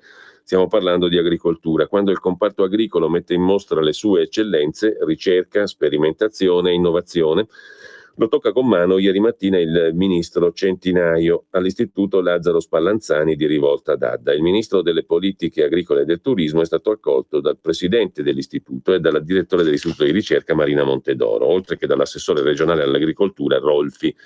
Ha visitato alcuni laboratori, ha partecipato al talk Ricerca e Istituzioni, un dialogo aperto per valorizzare agricoltura e zootecnia, con un'intervista sulla provincia di Cremona al ministro Centinaio. Appunto, la PAC non va, dice Centinaio, la politica agricola comune, dalla politica agricola dell'Unione al caso del sottosegretario Siri per finire al rapporto con il Movimento 5 Stelle. Sostenibilità ambientale ok, ma non sulle spalle dei soli agricoltori. Il caso Siri è questione politica, le decisioni devono essere politiche. Intanto, sempre in tema di cronaca locale, andiamo dal Corriere della Sera a Torino con l'inchiesta conclusasi a Milano sul già sostituto procuratore di Torino, ora trasferito ad Alessandria, il magistrato Andrea Padalino. 2 fascicoli pilotati, una multa cancellata, le accuse a Padalino PM indagato per abuso d'ufficio. A lui si contesta anche di aver dato consigli legali a un finanziere sotto processo. Notificato il 415 bis fuga di notizie anche a un altro vice procuratore, Brizzi, avrebbe rivelato dati coperti da segreto. All'origine dello scambio di favori in procura a Torino vi sarebbe la violazione di una circolare con cui l'allora procuratore capo Spataro stabilì l'assegnazione dei fascicoli secondo criteri automatici. Per l'accusa, alcuni fascicoli sarebbero arrivati sulla scrivania del PM Padalino in violazione di quei criteri. L'appuntato Renato De Matteis, polizia giudiziaria di Padalino, avrebbe suggerito alle persone offese di nominare come difensore l'avvocato Pierfranco Bertolino. Poi le avrebbe informate sull'andamento delle indagini, ottenendo in cambio agevolazioni, sconti sull'acquisto di un'auto per visite mediche e raccomandazioni per i figli. 25 giugno 2016, racconta il Corriere della Sera in cronaca torinese. Sono quasi le 8 del mattino, l'appuntato dei carabinieri De Matteis multato per un'infrazione al codice della strada. 3 mesi più tardi il sostituto procuratore Padalino telefona a un dirigente dell'ufficio contenzioso della Polizia Municipale di Torino e mette il nulla osta sul ricorso che lo stesso De Matteis ha presentato contro la sanzione.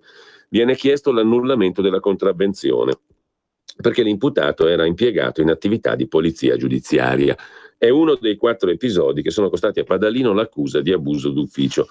Nell'avviso di conclusione e indagini compaiono altre 3 contestazioni. 2 riguardano l'assegnazione di un paio di fascicoli di inchiesta contrariamente alle regole d'ufficio e per procurare vantaggio patrimoniale al De Matteis. L'ultima ha a che fare con l'aiuto e i consigli legali che il magistrato avrebbe fornito prima del processo, nello studio dell'avvocato Bertolino, al brigadiere della Guardia di Finanza Pettinicchio, sospeso dal servizio per una condanna inflitta dal Tribunale di Novara per reati connessi allo sfruttamento della prostituzione. Intanto lasciamo Torino, torniamo in Lombardia con Brescia Oggi. La guerra tra clan dell'Est ha già fatto 12 morti, dall'agguato a Bagnolo ai 5 omicidi in serie commessi in città. Una lunga scia di sangue provocata da faide tra albanesi e romeni. I regolamenti di conti nel racket della prostituzione e della droga hanno ucciso anche a Palazzolo e Ghedi. Il killer di Botticino Florenc Niscu, arrestato l'anno scorso in Spagna dopo 11 anni di latitanza, scrive Brescia Oggi. Mafia balcanica, narcos e sesso a pagamento. Secondo l'Osservatorio sulla criminalità organizzata della Lombardia, Brescia è lo snodo di attività illegali gestite da serbi, montenegrini, kosovari e albanesi. Strutturata come Cosa Nostra, la cupola della Balkan Route controlla il traffico di stupefacenti e il mercato della prostituzione. Molti gruppi si ispirano alle truppe paramilitari del conflitto civile nell'ex Jugoslavia. Ci sono anche i risvolti finanziari. Il riciclaggio alimenta un fatturato di 30 milioni di euro. Nella nostra provincia, scrive appunto Brescia Oggi, il giro d'affari diretto e indotto del traffico di stupefacenti controllato dalle organizzazioni criminali balcaniche galleggia intorno ai 120 milioni di euro. La prostituzione frutta ogni anno qualcosa come 20 milioni. Rispetto alle mafie cinesi, la quota di denaro riciclato dai clan balcanici nel bresciano è decisamente più contenuta, sui 20-30 milioni all'anno. La questione dei clan mafiosi dell'Est, mentre da Brescia e provincia, sempre sul giornale di Brescia in questo caso, la fuga dei medici, che contagia anche Brescia, l'estero affascina per studi e stipendi. Sono circa 200 i medici bresciani che lavorano in altri paesi. Nel 2018 sono partiti in 17, sono molti però i dottori disposti a trasferirsi all'estero per periodi più o meno lunghi di formazione. A proposito di Brescia, poi sempre dal giornale di Brescia, la storia di Suad Allumi, scomparsa, uccisa a 29 anni. I genitori di Suad, ragazza marocchina a Brescia, chiedono risposte dopo 10 mesi e lanciano un appello: aiutateci ad avere l'affido dei nostri nipotini. Tra pochi giorni saremo senza casa, abbiamo finito i risparmi per attendere le risposte che non ci sono. Occhi lucidi, lacrime trattenute a stento, dolore straziante e composto, da mesi lontani da casa, in un mondo che non conoscono e faticano a capire. Perché nessuno ci dà risposte? Si chiedono Hassan e Gannou, 65-62 anni, sono i genitori di Suad Allumi, la 29enne marocchina scomparsa il 4 giugno scorso, lasciando soli i 2 figli piccoli. Secondo quanto ricostruito dalla polizia locale di Brescia e dalla questura, quella notte l'ex marito Abdelmijib El-BT, 50 anni, l'ha aggredita, l'ha messa in una borsa caricata nel baule della sua auto, facendo poi sparire il corpo. La mamma e il papà della giovane donna non hanno una tomba su cui piangere la figlia uccisa, non hanno il conforto di sapere che la giustizia ha condannato l'omicida e per il momento nessuno ha detto loro se potranno ottenere, insieme alla sorella maggiore di Suad che vive in Francia, l'affido dei nipotini di 10 e 4 anni che erano in casa quando si è consumata la tragedia. Il nostro affitto sta per scadere, non abbiamo più soldi per rimanere qui, raccontano i genitori. Vorremmo portare i bambini in Francia dalla zia, ma l'udienza al Tribunale dei minori continua a slittare. E infine, sempre rimanendo alle cronache locali, andiamo invece a Bergamo.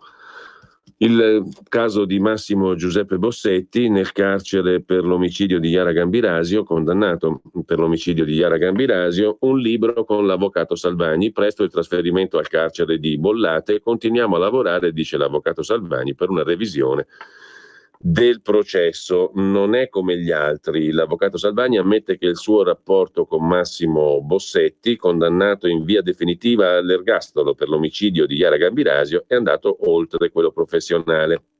Stanno scrivendo insieme la storia di questi 4 anni, potrebbe diventare un libro. Potrebbe, vedremo, dice l'avvocato Salvagni, non è una cronaca.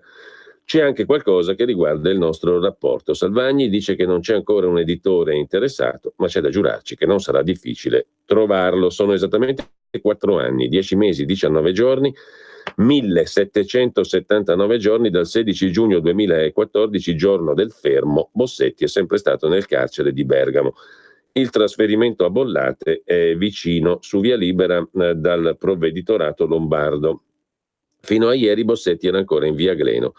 Era nell'aria, dice l'avvocato, anche se io non ho ancora avuto comunicazioni ufficiali. Bossetti aveva chiesto il trasferimento nel carcere milanese per aiutare la famiglia, per impiegare in qualche modo il tempo e perché dove si trova lo spazio è veramente ristretto. È nella sezione protetti, in cui sono rinchiusi i detenuti che hanno commesso reati su donne e bambini. Un mondo a parte nel mondo del carcere che non può comunicare con il resto delle sezioni. Chi lo incontra ha visto un Bossetti solitario e schivo, amicizie e legami con altri detenuti non ne ha fatti, soprattutto dopo la richiesta di trasferimento. Riceve le visite dei familiari, del parroco di Sotto il Monte dove andava a messa con la famiglia, a quella del carcere di Messa non va, sempre al contrario di come faceva prima. Il trasferimento al momento è la sua unica prospettiva, scrive il Corriere della Sera in cronaca bergamasca. Mentre una cosa curiosa la racconta Repubblica in cronaca di Bari, entra alla corte e c'è chi fa il bucato. Gli avvocati hanno portato con un pulmino i candidati alla carica di sindaco a Bari nei luoghi dove si fanno i processi o si preparano le indagini. Un tour molto singolare, in attesa della soluzione definitiva. Ecco cosa hanno potuto vedere i candidati: dall'appartamento in un condominio che ospita il tribunale per i minorenni alle aule del giudice di pace con le tapparelle che si affacciano in una grande corte. 2 delle sedi giudiziarie che gli avvocati della Camera Penale mostrano ai candidati sindaci al comune di Bari in un tour organizzato per mostrare la vita quotidiana dei legali. Una corsa contro il tempo, una gara ad ostacoli per riuscire a parlare con PM e giudici.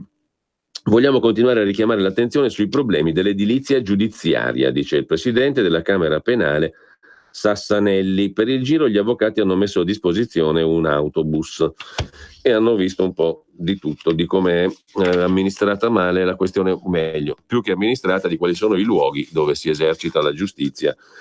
La giustizia a Bari, nel tribunale non c'è più, come sapete.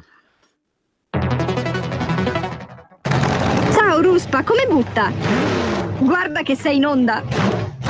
Donare il 2 per 1000 alla Lega è importante per i progetti di Matteo Salvini? Sì, la gente lo sa. Sa pure che D43 è il codice da scrivere sulla dichiarazione dei redditi.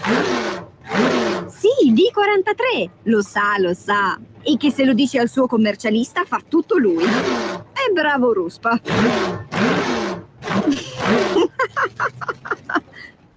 D43 è una sigla importante. Serve a dare più forza ai progetti che Matteo Salvini vuole realizzare. Quest'anno il 2 per 1000 donalo alla Lega di Matteo Salvini. Dillo al tuo commercialista. Donare il 2 per 1000 alla Lega è un'ottima azione. www.2per1000lega.it. Messaggio per tutti gli imprenditori, gli artigiani, i commercianti, i liberi professionisti. Hai un'attività? Dei prodotti da promuovere? Prova la pubblicità sulla nostra radio. Radio Padania ha preparato per te una grande promozione per aiutarti a sostenere la tua attività a tariffe davvero straordinarie. Informati, vedrai che si può fare. Mandaci una mail all'indirizzo spot@radiopadania.net. Con Radio Padania si può fare. Dall'Arena di Verona 2 fatti di cronaca, badante condannata per violenze, la denuncia partita dal notaio di famiglia con cui l'uomo si era confidato, botte e insulti, una badante condannata ieri a Verona per maltrattamenti ai danni di un anziano di 94 anni. L'uomo e la donna andarono insieme da un notaio e in quell'occasione l'anziano disse che la signora l'aveva costretto a fare testamento nel quale la nominava erede lasciandole la casa. Quando lui pronunciò questa frase, la badante andò in escandescenze, come ha ricordato anche ieri il pubblico ministero. Il notaio la fece uscire dalla stanza. A quel punto l'anziano si confidò. Raccontò così che la donna lo maltrattava, gli faceva mancare cibo, limitava la sua vita di relazione e che lo sottoponeva a ritmi di vita stressanti. La donna è stata condannata a 1 anno e 6 mesi per il modo in cui trattava l'anziano. Mentre un tunisino si fa scudo con il figlio per evitare l'arresto, minacciando l'oggetto nel traffico. Ha minacciato di lanciare il bambino di 3 anni contro le auto in transito. Voleva bloccare la perquisizione della sua auto ad ogni costo. Un tunisino 38enne residente a Verona, che mercoledì è stato arrestato dai carabinieri durante un controllo con i colleghi di Verona. Se mi perquisite l'auto, butto il bambino contro le auto e dico che siete stati voi. Lo ammazzo, ha urlato ai militari che lo avevano fermato. Il tunisino ora è in carcere. Dopo la convalida è stato ritenuto responsabile dei reati di detenzione di sostanze stupefacenti ai fini di spaccio e resistenza pubblico ufficiale. In auto 120 grammi di cocaina, scrive l'Arena di Verona in prima pagina. Del servizio su Predappio, la bufera in Rai abbiamo già detto, anche il Corriere di Bologna se ne occupa. E poi chiudiamo dai quotidiani locali con il Messaggero Veneto, sempre più precario e incerto il lavoro in Friuli Venezia Giulia. 3.000 i posti a rischio. La crescita degli occupati è stata generata da contratti a termine e part-time. 10 i punti di crisi, con centinaia di esuberi, ammortizzatori sociali in esaurimento, scrive il quotidiano del Friuli Venezia Giulia. Ma Repubblica si occupa di lavoro sulla cronaca milanese, aziende sane in fuga all'estero. In Italia restano i disoccupati, scrive Matteo Pucciarelli appunto per Repubblica in cronaca di Milano. Gli esempi recenti di ABB e Sematic, l'Italcementi travolta dalla crisi del settore, le produzioni di Vittuone spostate in India e Finlandia, le attività bergamasche traslocate in Ungheria, società acquisite, delocalizzazioni, disimpegni dal nostro paese. Al Ministero dello Sviluppo Economico ogni 3 giorni si apre un tavolo di crisi per le società più importanti, vale anche per imprese e siti produttivi lombardi. Ogni vicenda è a sé, ma alla fine chi paga il conto? Sempre in 2, i lavoratori e le casse pubbliche, costrette a intervenire con gli ammortizzatori sociali. Oggi Repubblica racconta 3 casi. La ABB che licenzia e investe altrove, Italcementi che parla tedesco, Semantic che trasloca e taglia, scrive Matteo Pucciarelli. Adesso torniamo al primo piano del Corriere della Sera. Lasciata la prima pagina, il primo piano è dedicato a Viterbo. 2 militanti di Casa Pound arrestati dopo uno stupro. L'organizzazione li ha espulsi. È polemica sulla castrazione chimica. Taci, tanto non ti crederanno. Il 12 aprile scorso una viterbese, 36enne, secondo la ricostruzione della procura di Viterbo, è stata violentata in un circolo privato dopo essere stata fatta ubriacare approfittando della sua incapacità di reazione. Arrestati ieri Francesco Chiricozzi, consigliere comunale di Casa Pound, e Riccardo Licci, militante del movimento di estrema destra. Su questo il Corriere interpella la ministra della Difesa, Elisabetta Trenta. Sono bestie senza anima, Salvini usa la paura delle donne con la castrazione chimica per far campagna elettorale. La Lega sulla castrazione è una presa in giro e su base volontaria. L'alleanza è un problema del Carroccio se si allea con chi si diverte a fare il picchiatore in giro, dice la ministra della Difesa. Poi c'è il ritratto da Vallerano Viterbo dei personaggi coinvolti. Francesco Chiricozzi, 19 anni, consigliere comunale di Vallerano, eletto con Casa Pound alle ultime amministrative, già inviato a giudizio per il pestaggio di un giovane che aveva postato su Facebook una vignetta ironica su Casa Pound. Riccardo Licci, l'altro, è anche lui un militante di Casa Pound. Dalle croci celtiche al Daspo allo stadio, il consigliere comunale che elogiava Hitler. Chiricozzi ha 19 anni, lo stupro filmato con il cellulare, scrive il Corriere della Sera. Un altro articolo ancora, quello di Goffredo Buccini, sul fattaccio, le violenze e i silenzi colpevoli, il filo nero che porta a Viterbo, il proselitismo nei piccoli centri, ma per il sindaco è solo bullismo. Poi c'è il servizio Rai su Predappio, quello l'abbiamo già visto, si muove l'amministratore delegato della Rai Salini. In primo piano però anche le elezioni spagnole sul Corriere della Sera. Sanchez prepara il governo senza fretta, la tentazione è quella di un monocolore, l'offerta di Podemos, ma la linea ufficiale dei socialisti è siamo pronti a fare anche da soli. Ciudadanos va all'opposizione, mentre entrano Vox con il 10,26% in Parlamento, per la prima volta anche i rappresentanti del nuovo movimento Vox, giusto appunto. Lasciamo però la Spagna per tornare all'Italia e in primo piano c'è ancora la questione del caso Siri, resa dei conti su Siri, pressing di Di Maio che chiede che Siri lasci subito, così poi se è prosciolto torna. Oggi si attende un verdetto dal Consiglio dei Ministri, ma Salvini dice no ai processi su giornali o in Parlamento. Il sottosegretario resiste, mi vogliono fuori e allora devono cacciarmi. La linea del leghista che esclude l'autosospensione. Fabio Pinelli è l'avvocato che si sta occupando della strategia difensiva del sottosegretario Siri. Altro retroscena sul Corriere della Sera. Vertice a 3 nel viaggio per Tunisi.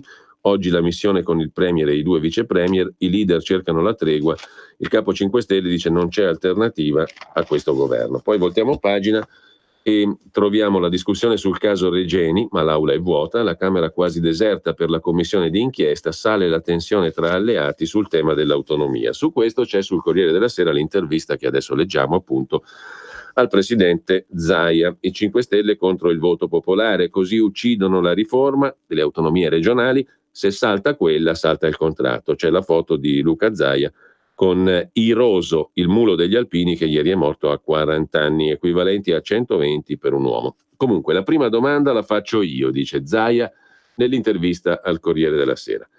I 5 Stelle, con tutti i loro dubbi e distinguo, vogliono forse portare all'agonia il progetto dell'autonomia? Perché questo è il modo migliore per creare un cadavere eccellente, dice Luca Zaia. Il governatore veneto, pur sforzandosi di mantenere l'aplomb, fatica ogni giorno di più a accettare che un progetto a lungo inseguito si areni sul filo del traguardo, per di più a opera di una forza politica alleata di governo. Siamo in una situazione paradossale, dice Luca Zaia. Arrivati davanti al notaio per la firma decisiva, uno dei contraenti dice che non è d'accordo, ma non spiega cosa vuol fare. Solo che qui siamo in presenza di un progetto che è stato voluto da milioni di cittadini attraverso i referendum popolari, validato dalla Corte Costituzionale. Tra i giudici c'era un certo Sergio Mattarella, inserito nel contratto di governo, supportato da un comitato scientifico di altissimo livello. Che altro c'è da discutere? Avere dei dubbi è lecito, tutto è perfettibile, ma a quest'ora dovrebbe essere tutto più che chiaro. L'iter è iniziato nel 2017, a meno che si sia deciso di cambiare idea. Tutto può essere, ma deve essere chiaro che così si tradisce la volontà dei cittadini, non di Zaia o Salvini. E ciò sarebbe tanto più grave per chi, richiamandosi a Rousseau, vuole che il popolo sia protagonista del suo destino. Rischiano di fare il contrario. Noi abbiamo scelto la strada dei referendum popolari da un lato perché sapevamo che la strada sarebbe stata lunga e difficile, quindi bisognava contare sul consenso più ampio possibile, dall'altro per far nascere dal basso il cambiamento. I 5 Stelle invece pare che vogliano fare il contrario, espropriano i cittadini per ridare il pallino in mano ai politici e così tradiscono loro stessi. Non voglio fare la guerra a nessuno, tantomeno mi auguro che il governo vada a casa. Su questo mi fido ciecamente del nostro segretario Salvini, che ha posto il problema politico ai 5 Stelle. Ma non c'è più tempo da perdere. Non lancio ultimatum, dice ancora Zaia. Sottolineo però che i cittadini ci guardano e ci giudicano. Diranno la loro alle elezioni del 26 maggio? Non lo so e non faccio, al contrario di quel che pensa Di Maio, calcoli elettorali. Certo urge un chiarimento, ci dicano che cosa hanno in mente. Non sono loro quelli che danno risposte in tempo reale grazie alla rete, alla tecnologia? Perché su questo tema non hanno ancora espresso un'idea? Sui referendum in Veneto e Lombardia sono stati dalla nostra parte, è vero, e allora a maggior ragione non mi capacito di certe uscite, tipo quella dei cittadini di serie A e di serie B. Mi piace citare al proposito Giorgio Napolitano, dice ancora Luca Zaia. A suo avviso l'autonomia è l'unica vera assunzione di responsabilità nei confronti dei cittadini tutti. Quanto a Di Maio teme che si metta a repentaglio la coesione nazionale con le autonomie regionali. Fare un'affermazione del genere, dice Luca Zaia al Corriere della Sera, significa non aver letto il testo. Mi pare che si usino argomenti pretestuosi. Piuttosto ci si deve preoccupare delle regioni che sprecano risorse, che creano buchi nei bilanci, che costringono i malati a cercare le cure altrove. Queste sì che minano la coesione nazionale.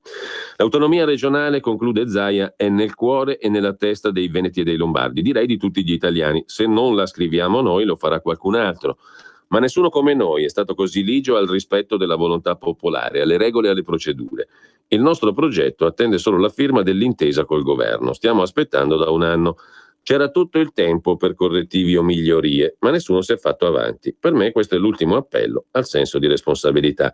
Se saltasse l'autonomia, verrebbe meno uno dei pilastri fondamentali del contratto di governo firmato da Lega e 5 Stelle, e chiunque può immaginare le conseguenze. Così Luca Zaia, intervistato dal Corriere della Sera. Mentre in Sicilia il Movimento 5 Stelle perde le roccaforti, la Lega avanza ma non sfonda, Salvini esulta, pochi anni fa era fantascienza, ma Di Maio precisa: siamo davanti a loro. C'è l'intervista a Gianfranco Micciche, presidente dell'Assemblea regionale siciliana, dirigente di Forza Italia, più volte ministro e sottosegretario al governo di Roma. Il laboratorio colpi di funziona, dice l'esponente di Forza Italia, serve un patto del Nazareno, i moderati devono stare insieme. Se uno sta con Salvini non può essere amato dentro Forza Italia. Noi senza i leghisti, i risultati dimostrano che rispetto a ieri siamo cresciuti. C'è una parte del PD con cui ragioniamo da tempo, una parte di Forza Italia pensa invece di poter andare con la Lega, dice Micciche. Del 1 maggio si occupa Dario Di Vico, sotto il profilo però dell'analisi del mondo del lavoro, con 4 crisi infinite: l'ex stabilimento Fiat di Termini Imerese, il marchio Ardo, Antonio Merloni, Piaggio Aerospace e poi l'Alcoa, su cui rilancio pesa ancora il costo dell'energia. E sempre dal Corriere della Sera c'è da segnalare un altro viaggio di quei 28 viaggi che il Corriere sta per fare, per concludere. Ne ha fatti 23 in Europa in vista delle elezioni europee. Oggi siamo in Finlandia. La felicità, sauna, amore e banda larga. Secondo il World Happiness Index delle Nazioni Unite, il paese dove si respira più benessere è quello che va da Helsinki alla Lapponia. 5 milioni e mezzo di abitanti sparsi su un territorio poco più grande dell'Italia. Sarà vero? Per scoprirlo l'abbiamo percorso in treno. I finlandesi sono il popolo più soddisfatto del mondo. Il loro segreto è un buco nel ghiaccio, scrive il Corriere della Sera. E sempre dal Corriere della Sera, in pagina di cronaca, il figlio del boss in Ferrari alla prima comunione a Bari, l'arrivo con l'autista davanti alla chiesa. Ira del sacerdote, mai vista una cosa simile. Ieri intorno alle 13 un bambino di una famiglia barese malavitosa ha fatto la comunione ed è stato festeggiato con una Ferrari e spettacolari fuochi di artificio. Invece Alice è stata uccisa dal marito poliziotto, la bimba di 9 anni ha chiamato i nonni a Ragusa, poi lui si è tolto la vita. Quando manca qualcosa di bello, il post. La gente non aveva dato segni di squilibrio. Dolore del questore, sono senza parole, dice il questore. Un poliziotto in servizio a Ragusa, Simone Cosentino, 42 anni, ha ucciso nel sonno con la pistola d'ordinanza la moglie Alice, poi si è tolto la vita. In casa anche le 2 figlie piccole, 6 e 7 anni illese. Sono state le bambine a dare l'allarme chiamando al telefono una parente. Il PM che indaga è il sostituto procuratore Giulia Bisello. E poi ancora c'è un articolo interessante da segnalare sul Corriere della Sera, una vicenda della quale abbiamo parlato qui anche in radio con il papà di Serena Mollicone, è appunto quello del caso Mollicone. Reperti spariti, alibi, registri falsificati, tutti i misteri del caso Mollicone. Serena uccisa nel 2001, impossibile l'autopsia completa e nuove prove contro i carabinieri. Purtroppo gran parte degli organi è stata prelevata per le analisi ma mai rinvenuta. I referti sulle lesioni al cranio non sono stati più ritrovati dopo passaggi avvenuti negli anni successivi. Se quei reperti sono scomparsi, un motivo ci sarà, dice a 18 anni di distanza Guglielmo Mollicone, il papà di Serena, che vive con la propensione ad aspettarsi il peggio, la notizia dell'impossibilità di compiere un'autopsia completa su sua figlia Serena quando 3 anni fa ne fu riesumato il corpo. Un dettaglio emerso da 46 faldoni di atti depositati dalla Procura di Cassino a chiusura delle indagini. nuovo mistero intorno a un delitto già ricco di depistaggi e di errori giudiziari. Ad essere spariti sono le parti più intime della diciottenne che il medico legale aveva asportato per accertare un'eventuale violenza sessuale subita dalla studentessa prima di essere uccisa, di cui l'anatomopatologa Cristina Cattaneo, incaricata della superperizia, non ha potuto disporre. Purtroppo, scrive la professoressa Cattaneo, gran parte dei genitali e dell'ano è stata prelevata all'autopsia, ma mai rinvenuta, a mancare anche i referti su alcune lesioni al cranio di Serena, che non sono stati più ritrovati dopo vari passaggi negli anni successivi. Dettaglio di non poco conto per ricostruire le circostanze della morte e l'ora del decesso. Ci manca solo che ci accusino di aver profanato il cadavere, dice l'avvocato Francesco Maria Germani, difensore dell'ex comandante della stazione dei carabinieri di Arce. Franco Motto l'ha accusato del delitto assieme a sua moglie e al figlio. Per l'enorme quantità di atti da esaminare, i tre potrebbero rinunciare all'interrogatorio prima della probabile richiesta di processo. La storia bruttissima che prosegue, mentre sempre dal Corriere della Sera vi segnalo poi l'intervista a Marino Massimo De Caro, protagonista di una storia incredibile. È stato consigliere comunale a Orvieto, poi addetto carabiniere ausiliario, addetto alle pubbliche relazioni dell'Impdap nel Triveneto, poi vicepresidente di Avelar Energy, poi ancora consigliere del ministro dell'Agricoltura e poi della Cultura Giancarlo Galan, infine arrestato nel 2012 per furto di libri nella biblioteca dei Girolamini di Napoli. Ha ammesso anche altri reati, è stato condannato a 7 anni per peculato. Studioso di Galileo Galilei, ha ideato un sistema di illuminazione che salvaguarda i cicli circadiani e migliora le condizioni di vita in orbita degli astronauti. Un personaggio veramente sui generis, che ha sottratto 2000 volumi antichi. 600 li ho venduti, dice, li ho fatti recuperare tutti, tranne una ventina. E alla fine Marino Massimo De Caro trova il coraggio di confessare l'inconfessabile, taciuto per 4 ore al cronista che già sapeva e per 9 mesi a parenti e amici. Sì, il 31 luglio 2018 ho tentato il suicidio e me ne vergogno. Lo storico Sergio Luzzatto ha scritto su di lui un libro, Max Fox o le relazioni pericolose, edito da Einaudi. Lo ha ribattezzato il mostro dei Girolamini, ma l'ex direttore della biblioteca napoletana De Caro, che ha espiato la pena per aver depredato i tesori della cinquecentesca biblioteca napoletana, non ci sta. Semmai chiamatemi Robin Books, col ricavato pagavo i restauri. Ho rubato 2000 volumi antichi, ne ho venduti 600, però li ho fatti recuperare tutti, ne mancheranno all'appello una ventina. De Caro è reduce da una settimana tribolata. Mercoledì intervento chirurgico d'urgenza, poi la scarcerazione. Mi sento risorto, dice, 2 anni passati in vari penitenziari, 5 ai domiciliari, a Roma per 8 mesi in isolamento, come al 41 bis. Ho vinto un ricorso per detenzione inumana. Personaggio veramente particolare, l'ex direttore appunto della biblioteca dei Girolamini di Napoli, alla quale sottrasse 2000 volumi antichi. E infine lasciamo con questo il Corriere della Sera. Barbara Palombelli racconta in un libro l'adozione delle figlie. Così ho salvato Serena e Monica da un padre biologico violento. La burocrazia ci ostacolava, le tenevamo con noi in segreto. Così appunto Barbara Palombelli. Dalla pagina economica invece del Corriere della Sera il rilancio dell'Alitalia, che chiede più tempo. Lega e 5 Stelle divise sul ruolo di Atlantia Benetton. Il Consiglio di amministrazione di Ferrovie ha esaminato l'ipotesi della proroga. E poi ancora in primo piano sul Corriere della Sera, Bergamo e Stoccarda concludono un patto ad alta tecnologia tra le 2 università, con Barcellona e Grenoble. L'alleanza nata 30 anni fa tra 4 delle regioni più industrializzate d'Europa, Lombardia, Baden-Württemberg, Auvergne, Rhône-Alpes e Catalogna, si allarga all'università.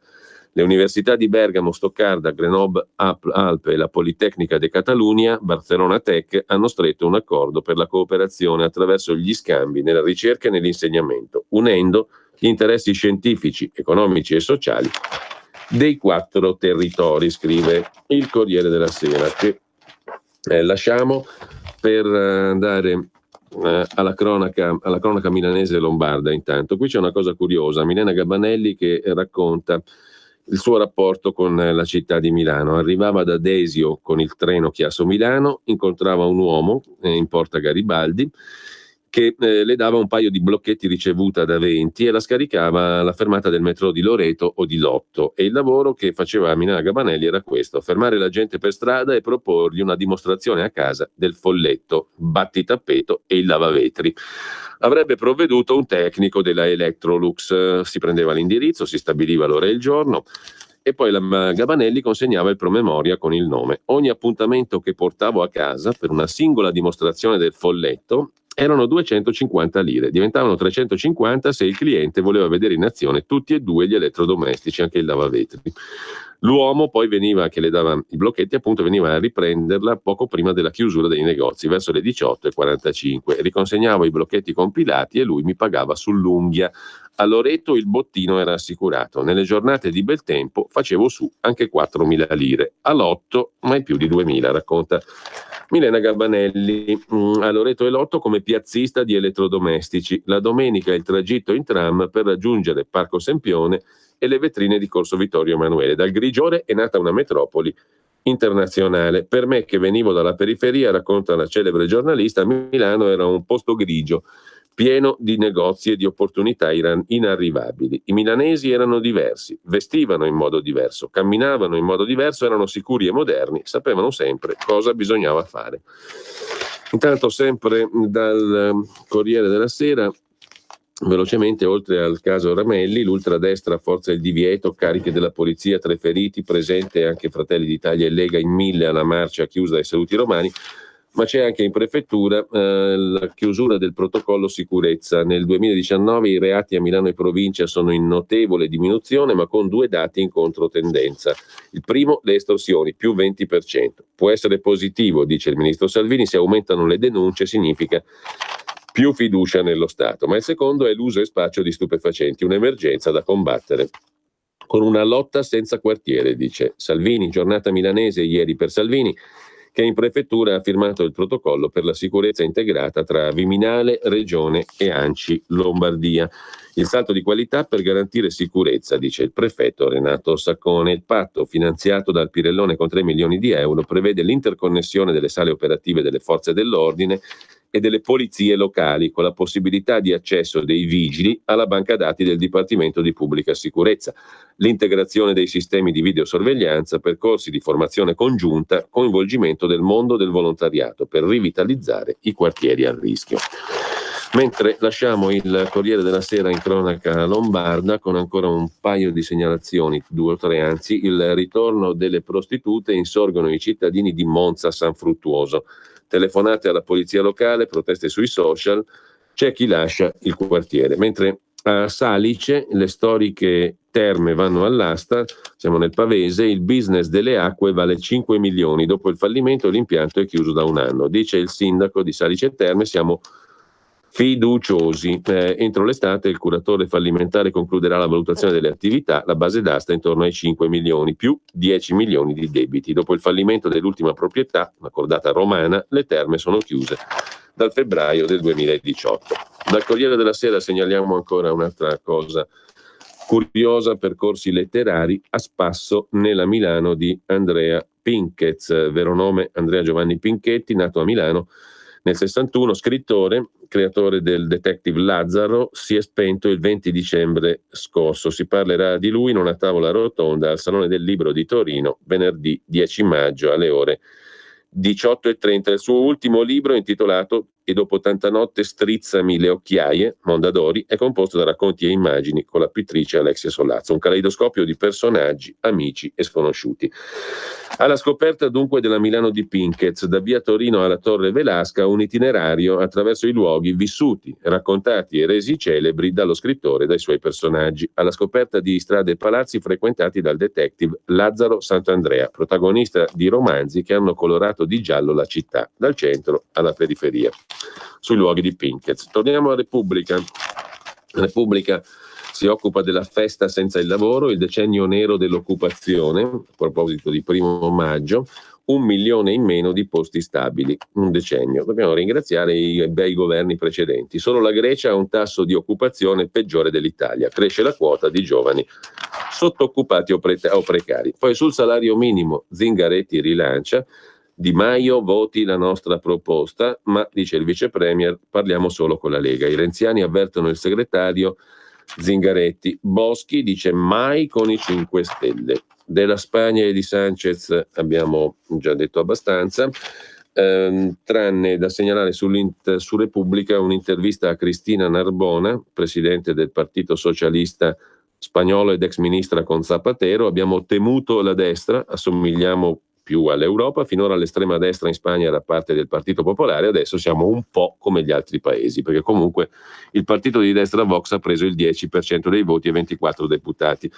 Conchita De Gregorio invece intervista José Luis Gómez, un grande vecchio della scena teatrale spagnola, membro della Real Accademia, lavorò con Grotowski e Strasberg, vinse la Palma d'Oro a Cannes.